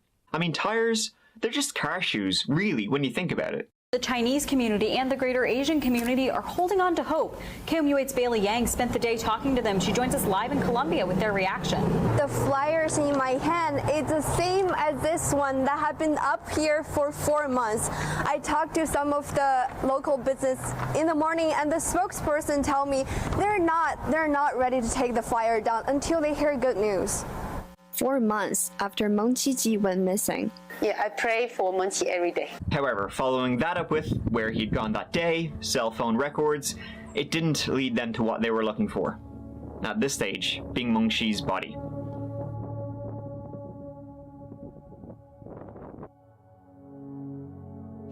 Today marks 1 year since missing Colombia woman Mengqi Ji was last seen alive. A spokesman with the Columbia Police Department told us there were no updates about when the search would resume at the Lamine River. He said. However, even without a body, Joe Elledge was charged, while in prison on child abuse charges, with first-degree murder. Hard to prove, though, without a body which, over a year later, they still hadn't found. That is, until a hiker in Rock Bridge Memorial State Park came along and noticed some bright colors among the snowy grey spring foliage. In March 2021, skeletal remains were found. The park was only 15 minutes south of their home. Breaking news on ABC 17 News at 6. Human remains found south of Columbia and police conference scheduled tonight are connected. We told you on ABC 17 News at 5 that human remains were discovered earlier today at Rockbridge Memorial State Park. Completely random, but she had been found. Finally, after like a year and a half, her family had already gone back to China. They'd given up on trying to find what happened to Mengqi. 17 months after G was reported missing in October of 2019. G's driver license was found nearby. Investigators are waiting on DNA results to make a positive identification. I'd like to send my condolences to Meng Chi Ji's family. By this stage, her remains were so far gone it was impossible to tell what had killed her. But 4 ribs that were found were completely broke, snapped. So whatever he likely did to her, it had been violent and it had been painful. Joe, though, even though he was arrested, shortly after she disappeared, to this point, he never said anything. He was still, she's gone. She did a legger, right? She's left me in the shit. Not anymore. Now, Joe's cell phone records did put him right by her remains on the day he reported her missing. Also on that day, it had been raining quite heavily, and anyone out there would have gotten quite muddy. And some juniper needles were found in his shoe. Now, this is pretty remarkable. By taking the juniper needles that were found in the mud on his shoe, they could match the DNA of those needles in his shoe to the juniper trees that were found near her body. The tree's DNA matched, so they could tell not only was it the same species of tree, it was the exact same tree he had been right beside where her body was found. Joe's trial began on the 1st of November 2021. He pleaded not guilty. His explanation was not that she had run away anymore, but now it was a tragic accident. They had been fighting for a long time, and she could give as good as he got. Jurors, lawyers, and Joseph Elledge himself listened to hours of recorded arguments he and his wife had in the year before her death. The tapes from late 2018 showed G and Elledge arguing over marital and family problems. Elledge told G he felt disrespected by her when her mother stayed at their East Columbia apartment following the birth of their daughter. Both Elledge and G even told Joseph's mother, Jean Elledge, in one recording that they feared each other. He never meant to kill. He simply did, he said. He lied to the press, and he lied to Menji's family, and he's certainly not proud of that. That he had no intent, certainly not murder. That's not even close. He tried to confront her about the man, she'd been talking to online, having this kind of like, show me your penis messages. And then he said, listen, I'm leaving and I'm taking Anna, our daughter, with us. And she, in the kitchen, they went at each other. She lunged at him. She attacked him. If you can believe that, even though he's like twice her size. She went for him and he pushed her back. She banged off the counter, and that's when she must have snapped 4 of her ribs. Must have been a fierce swallow, and she went onto the ground. Then she got up with 4 snapped ribs, fair play to her, and went for him again. This time he pushed her yet again a little more forcefully, and she went back flying. Skull hit the tiles in the kitchen. He didn't overreact in a violent way. He pushed to get to his daughter. She lost her balance and fell and hit her head, and it was a thud. She was lights out for like a little minute, then got up, scratched her noodle. You win this round. She went up to bed. The next morning, Joe awoke, but Meng Chi didn't. He was shaking her, no dice. She was dead. He then panicked and he buried her. I reached over and touched Meng Chi on the arm, and I said that I'll get Anna. Did you get any response? No. Did you find any signs of life? No. Realize that she was dead? Pretty much, yes. The $1 million question is, what is going on in your mind where you wouldn't call 911? It looked so weird, so unusual. It looked bad. I was afraid, and it looked bad, though.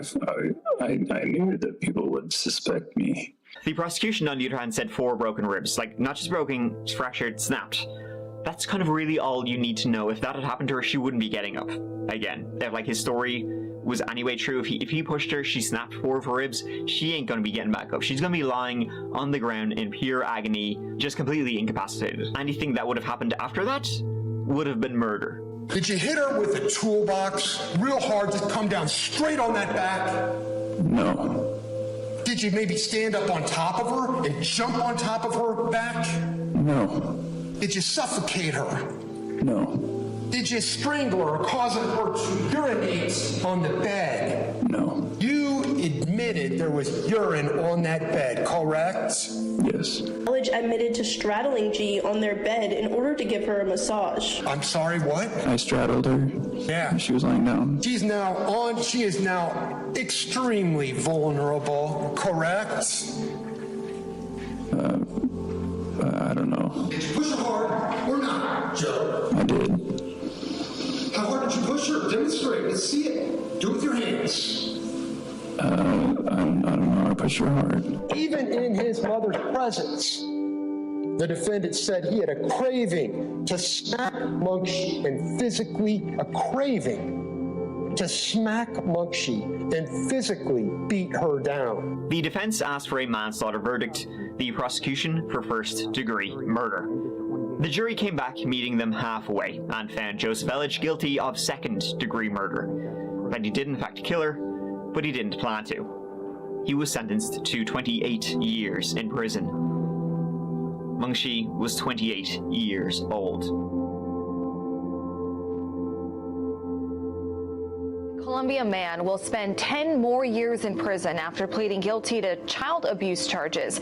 Joseph Elledge admitted to hurting his child today in court.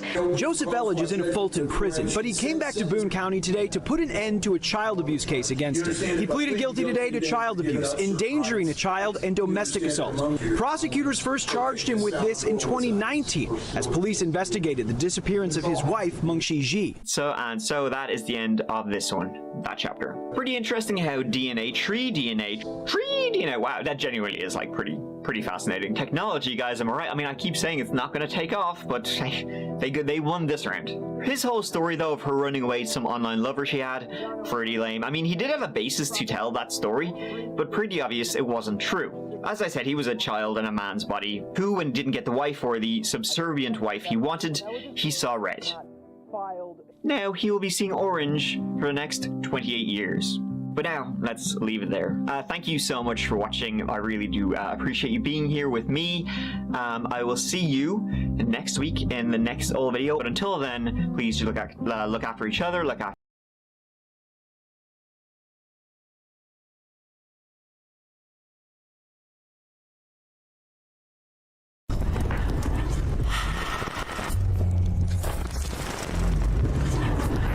Welcome to Fearsome Top 5. Paranormal things happen around you every day, and in the 10 videos you're about to watch, you'll see exactly what's been hiding in the dark nearby. Number 1. TikTok user RosePetal1K is an account run by a woman who doesn't post very many videos, but just recently she saw something on a Ring camera that she deemed worthy enough to share with the internet. At 2 in the morning, something triggered her camera's motion sensor, and what was caught sent chills down her spine.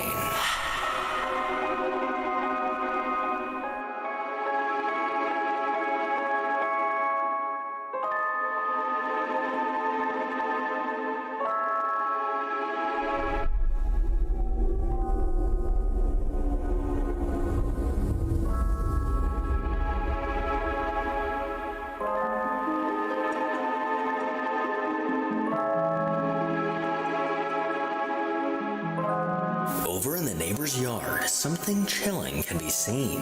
An eerie dark figure looks to be walking back and forth, going in and out of view. This ominous black figure is just barely visible and doesn't exactly look human. I'm not sure whether to brush this off as nothing out of the ordinary or call it paranormal, so I'll let you decide. Number 2. Over on the WV Para Investigations TikTok account, the team recently set out to investigate the allegedly haunted Bill Manor. Known as the most haunted house in Ohio, this historic home was built in 1898, and in 1920 this house was sold to a family who were looking to settle down. But unfortunately, tragedy seemed to follow them until their untimely death shortly after moving in. Fast forward to today, and intense activity is said to take place inside. Hearing disembodied voices, seeing shadowy figures, and rumors of people being bitten and scratched in the basement are just a few of the things reported to happen within these walls. Well, before the WV paranormal team could begin their investigation, they first wanted to film a walkthrough of the property. But during this walkthrough, something made an appearance.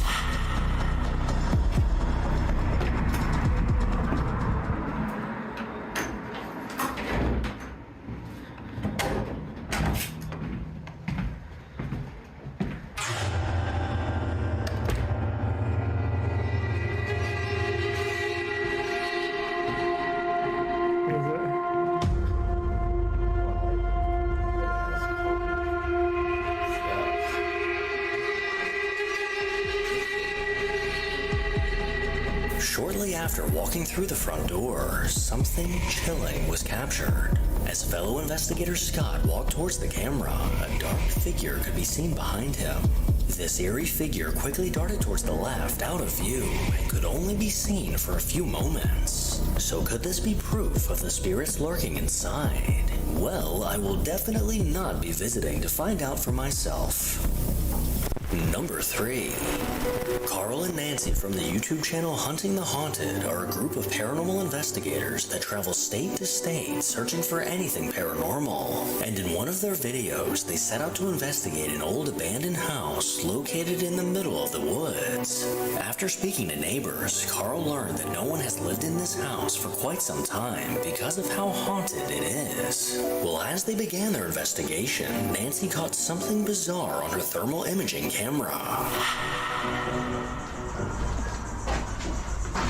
Did you hear that?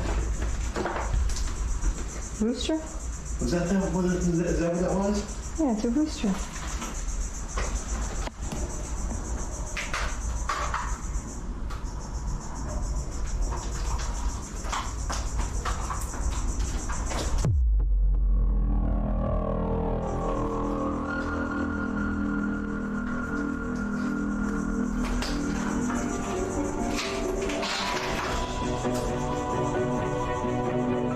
Mysterious cold spot that almost resembled a face showed up, and as she continued to pan the camera around, this face seemed to fade away. Not long after, something else was caught on camera that shows that they were not alone.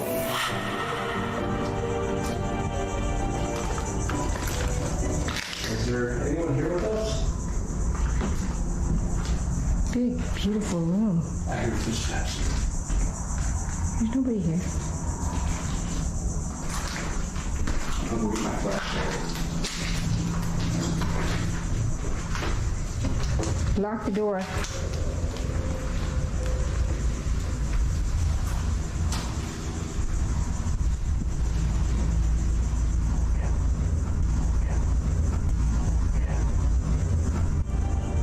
Beautiful this place is.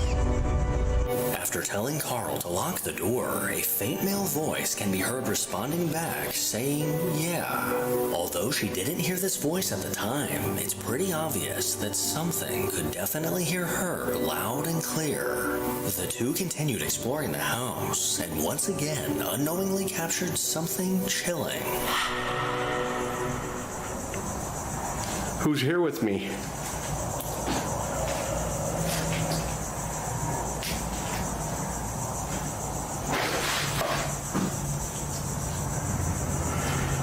I think something's upstairs. Look at that. Good activity. Look at that, guys.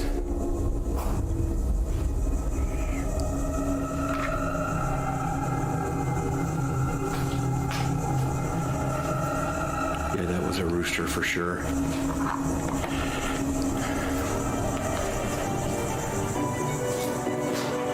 Carl's EMF meter began detecting something. An apparition can be seen in the reflection of the nearby window. What looks like the silhouette of a man appears to be standing somewhere in the room. Now, it's impossible for this to simply be Carl's reflection, as he's clearly moving his body to film while this dark figure stays completely still. Neither Carl or Nancy know how to explain this, but the only explaining I think they need is how to get out of that creepy-ass house ASAP. Just a quick reminder to subscribe to the channel if you're not already. Number 4.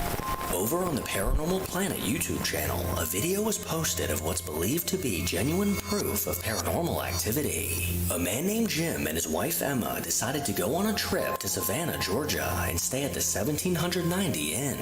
This eerie old hotel was established in 1790 and has accumulated a long list of ghost stories over the years. The ghost of a young boy is said to roam the halls of the old inn, and while guests sometimes catch a glimpse of this ghostly child, not much is known about who he really is. Well, during Jim and Emma's stay, they set up a camera to record overnight while they slept, and when they later looked back at this footage, they were shocked at what they saw.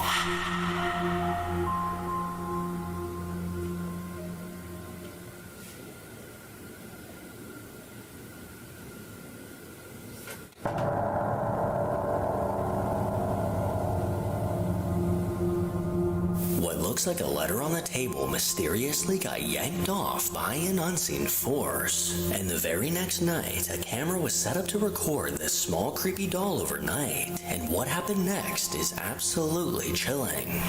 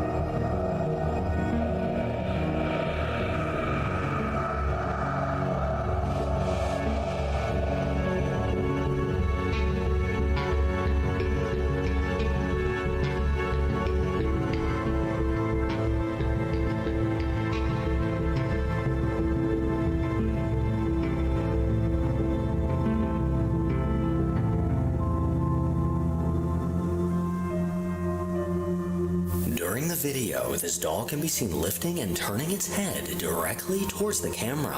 Then soon after, the doll laid its head back down on the chair where it was before. Now, terrifyingly enough, if you take a closer look at this doll's eyes, they actually appear to look around. This terrifying footage has left this couple feeling very uneasy, and I think it's for the best if this creepy little doll meets my friend, Mr. Blowtorch.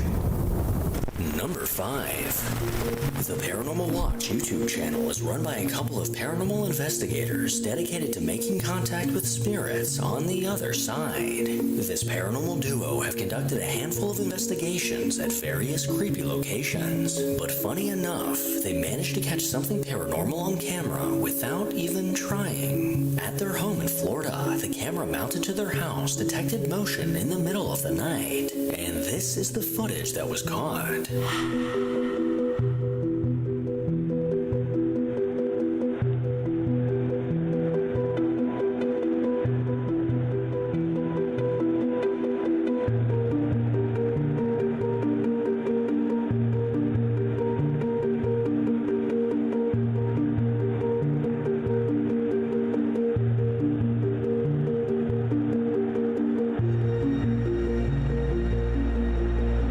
To the right of the palm tree, a very faint apparition can be seen walking around. This almost transparent figure moved back and forth, easy to miss if you're not paying attention. This clip just goes to show that sometimes paranormal things come to you when you least expect it. Number 6. Ariana and Samantha are a couple that have a YouTube channel where they've posted a ton of videos of them doing fun things together. Well, one of these fun things that they decided to try together was ghost hunting. While trying to choose a location to explore, Samantha Zan told them about a nearby cemetery rumored to be very haunted. With this cemetery in mind, this duo set out towards their destination. But after arriving, the two felt very uneasy and decided to just record a few videos from the comfort of their car. But while looking back at their footage, they noticed something chilling. Was that somebody? Was that somebody? In this very short clip, a small dark figure can be seen in front of a tombstone. This misty apparition was motionless just a few feet away from the car. And if you look closely, you can tell that this was not a shadow being cast. Everyone they've shown this clip to agrees that it's definitely paranormal, but let me know what you think. Number 7. A guy named Sean and his girlfriend Gina live full-time in an RV with their 2 dogs. And for the last 2 years, they've been filming their travels and the creepy locations they end up at. Well, in their most recent video on their YouTube channel, Black Sheep Travels, they decided to investigate a bridge known as Dead Woman's Crossing. Located in Oklahoma, this bridge has been an urban legend for many years. Back in 1905, a woman named Katie James and her baby Lulu Bell were getting a ride in a buggy by a woman named Fanny Norton.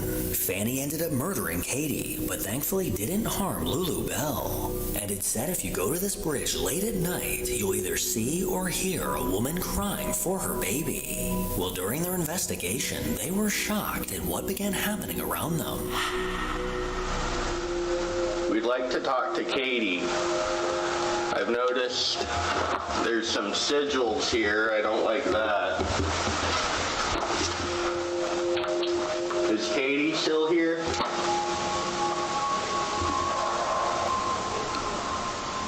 Can you throw something?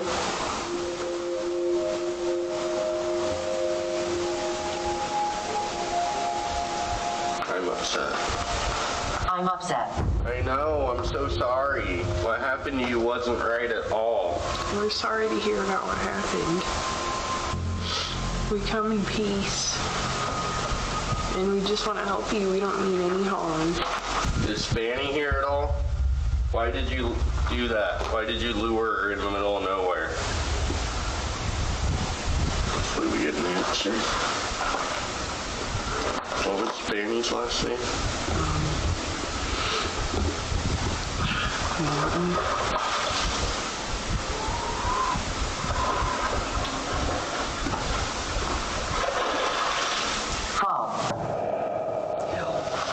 What was that?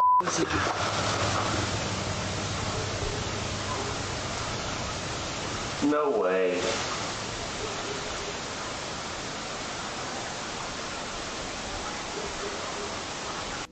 No way. What was that? What the f***? Something just got thrown off the bridge.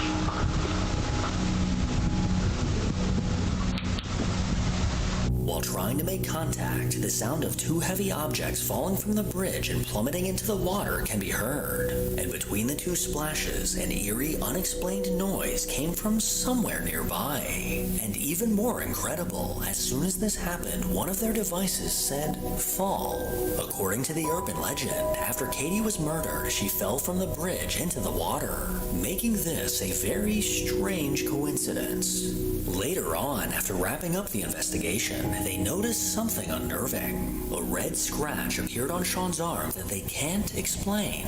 And whatever caused this to happen clearly did some damage to Sean's skin. Since this investigation, Sean and Gina are convinced that they caught proof of the paranormal, and I would have to agree. Number 8.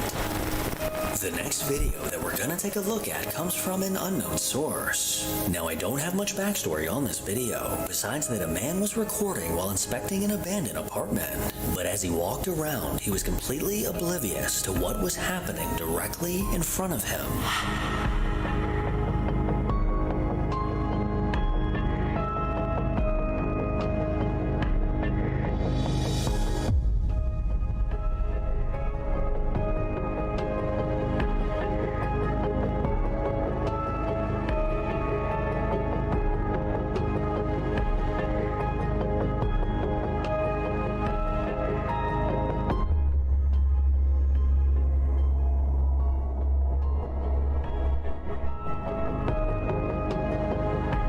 after entering the apartment, a faint figure can be seen walking by in the kitchen.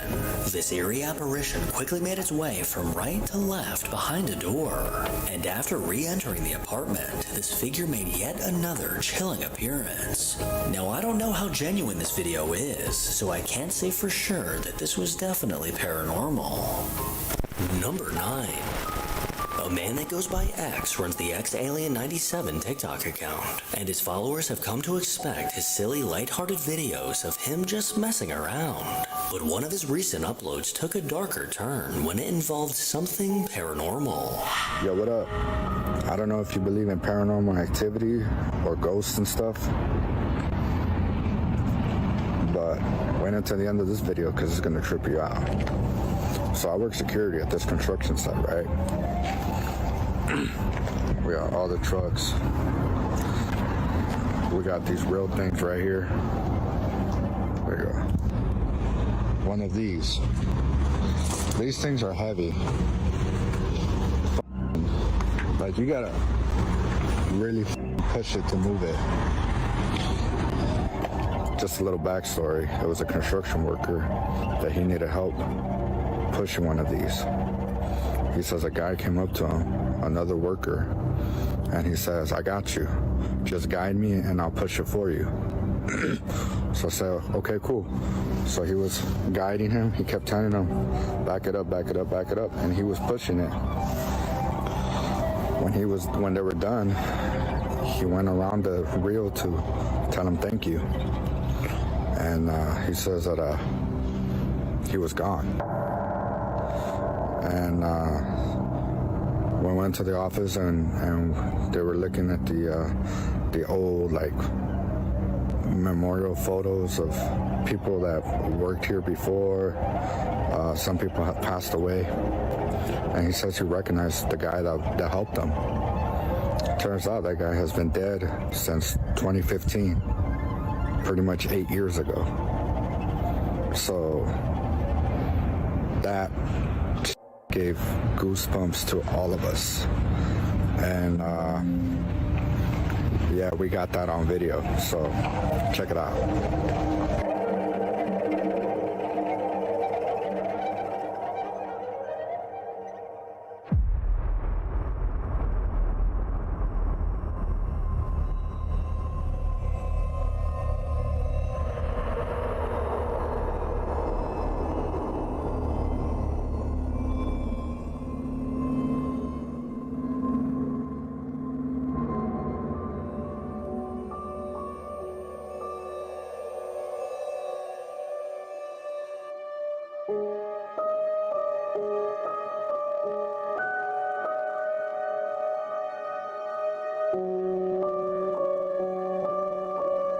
As one of the construction workers guided the massive reel while someone else pushed it, it turns out that there was no one else there.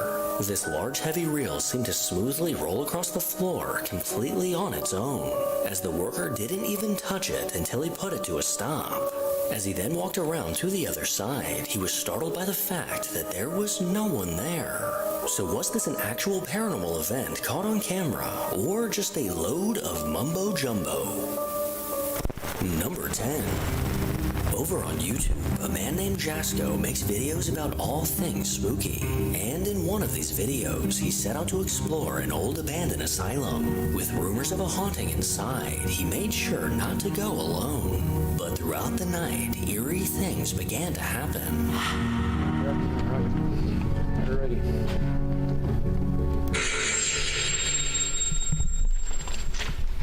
All right, we're doing the next one. So, who wants to start off? Let me ask a question. I just took a souvenir. Was that a bad idea? Is there anything attached to the souvenir in here? Say why? Why'd you take it? How many spirits are lingering around in here?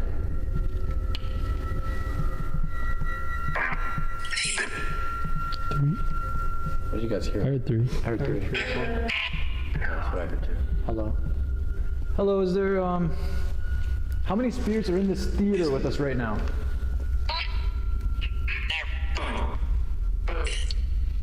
There's a few of them, I think. We heard some dragging noises earlier. Was that you that caused it? Ooh.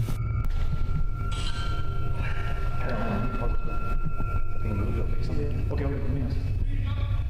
Was that you who made that sound on the stage? Yes. Okay. We got a yes from that, huh? Do you have a name? Do you have a name? Do you have a name attached to it? That sounds demonic as well. Are you a demon? I think we should ask that. Guys, what the Get the f out of here. No. Stop. I'm turning the off. I just asked if it was a demon. The doors just closed. I don't know if I got that on camera. All the doors just closed out. No way. They're open. Listen. No, they're not open. How'd they open? Oh, no, you're right. You guys want to go and explore that? Guys, were you recording that? Yeah.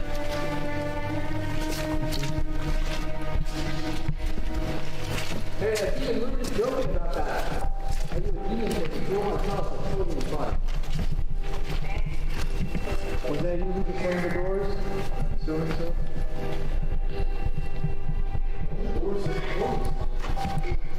Demon! Yo! Oh, way. It's a demon on God.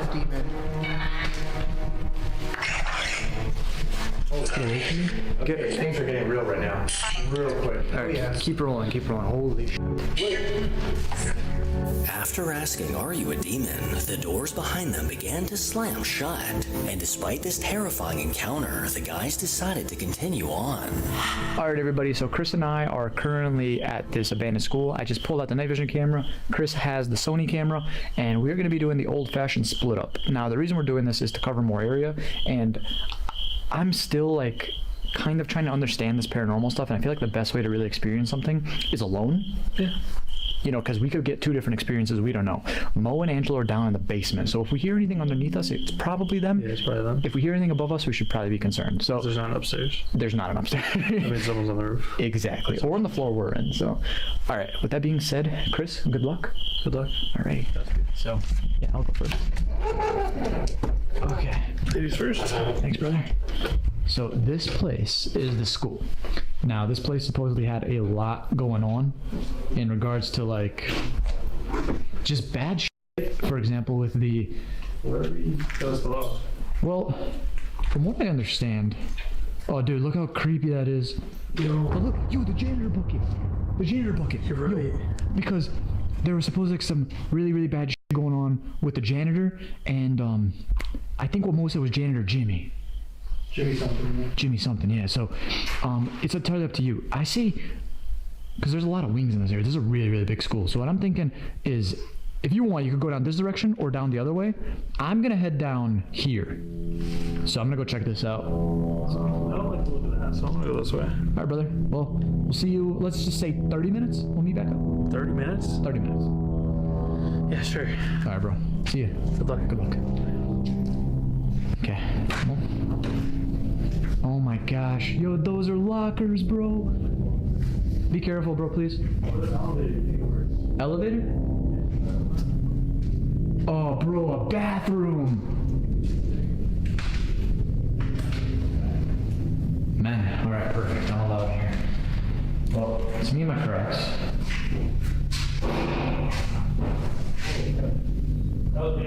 Okay, awesome. Oh, jeez. That doesn't go there. Oh, dude, this is awesome. Come on, focus. It's really hard to focus. What the ever-living was that?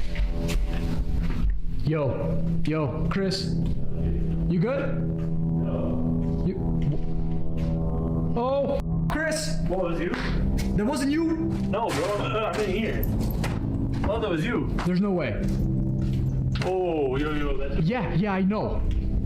That wasn't you?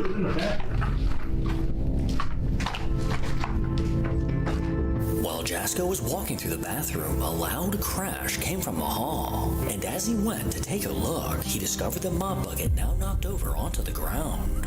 Eerily enough, just a few minutes earlier, this bucket was standing upright. As the investigation was nearing an end, something didn't hesitate to make its presence known. The moment I walked into this place, you know what that over your shoulder happened? That second I walked into this room, the battery on my camera died. Let's just set up everything over here. Alright, so we're about to do a necrophonic session. We're actually gonna sit here for a long while, just listening in. If things happen, we're not gonna like go and chase after. We just wanna sit here and communicate with spirits. This is something that you guys want us to do all the time. Yeah, I say send it. So we could all ask a question at a time, or we could hurry them. Any spirits that want to communicate with us in here?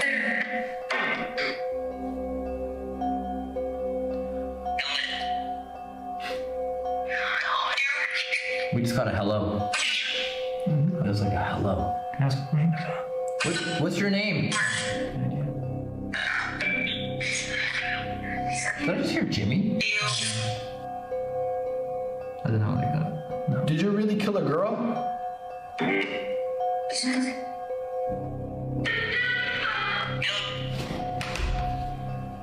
Those are some serious crowds.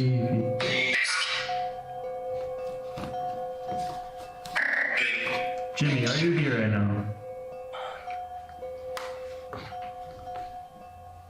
Jimmy, can you make yourself known, my guy? Is it weird that I just got so... What the f***? No. What the f*** is that? What the f*** is that? There's no f***ing way. There's no f***ing way. The lockers are closed. All the everything are closed. The locker's closed. What the f? Grab your shit. Yo, I'm out of here. Grab your shit. What the f? Pain! It's saying pain. It's saying pain. Guys, how did the lockers just close? I don't know. That was so loud. That doesn't just happen. How the f does that happen? All of them. They were all open, weren't they? Bro, I don't want to split another video. Bro, get the f out of here right now. That was... I felt that. I fucking felt that. What the f was that? Go, I'm done. Oh, someone just went down the hallway. Someone got thrown or something. As the guys were seated on the floor attempting to make contact, things took a terrifying turn. The loud bangs of the lockers slamming shut echoed throughout the building. Jasko was shocked to find all the lockers now closed when they were all very clearly open right before they entered the room. I'm so glad we have people like Jasko to do these investigations, because if it were me and I heard those lockers close, I would simply pass away. Make sure to follow me on Instagram to hear more from your boy. As always, if you enjoy these creepy videos, then make sure to give this video a thumbs up and subscribe to see more videos like this.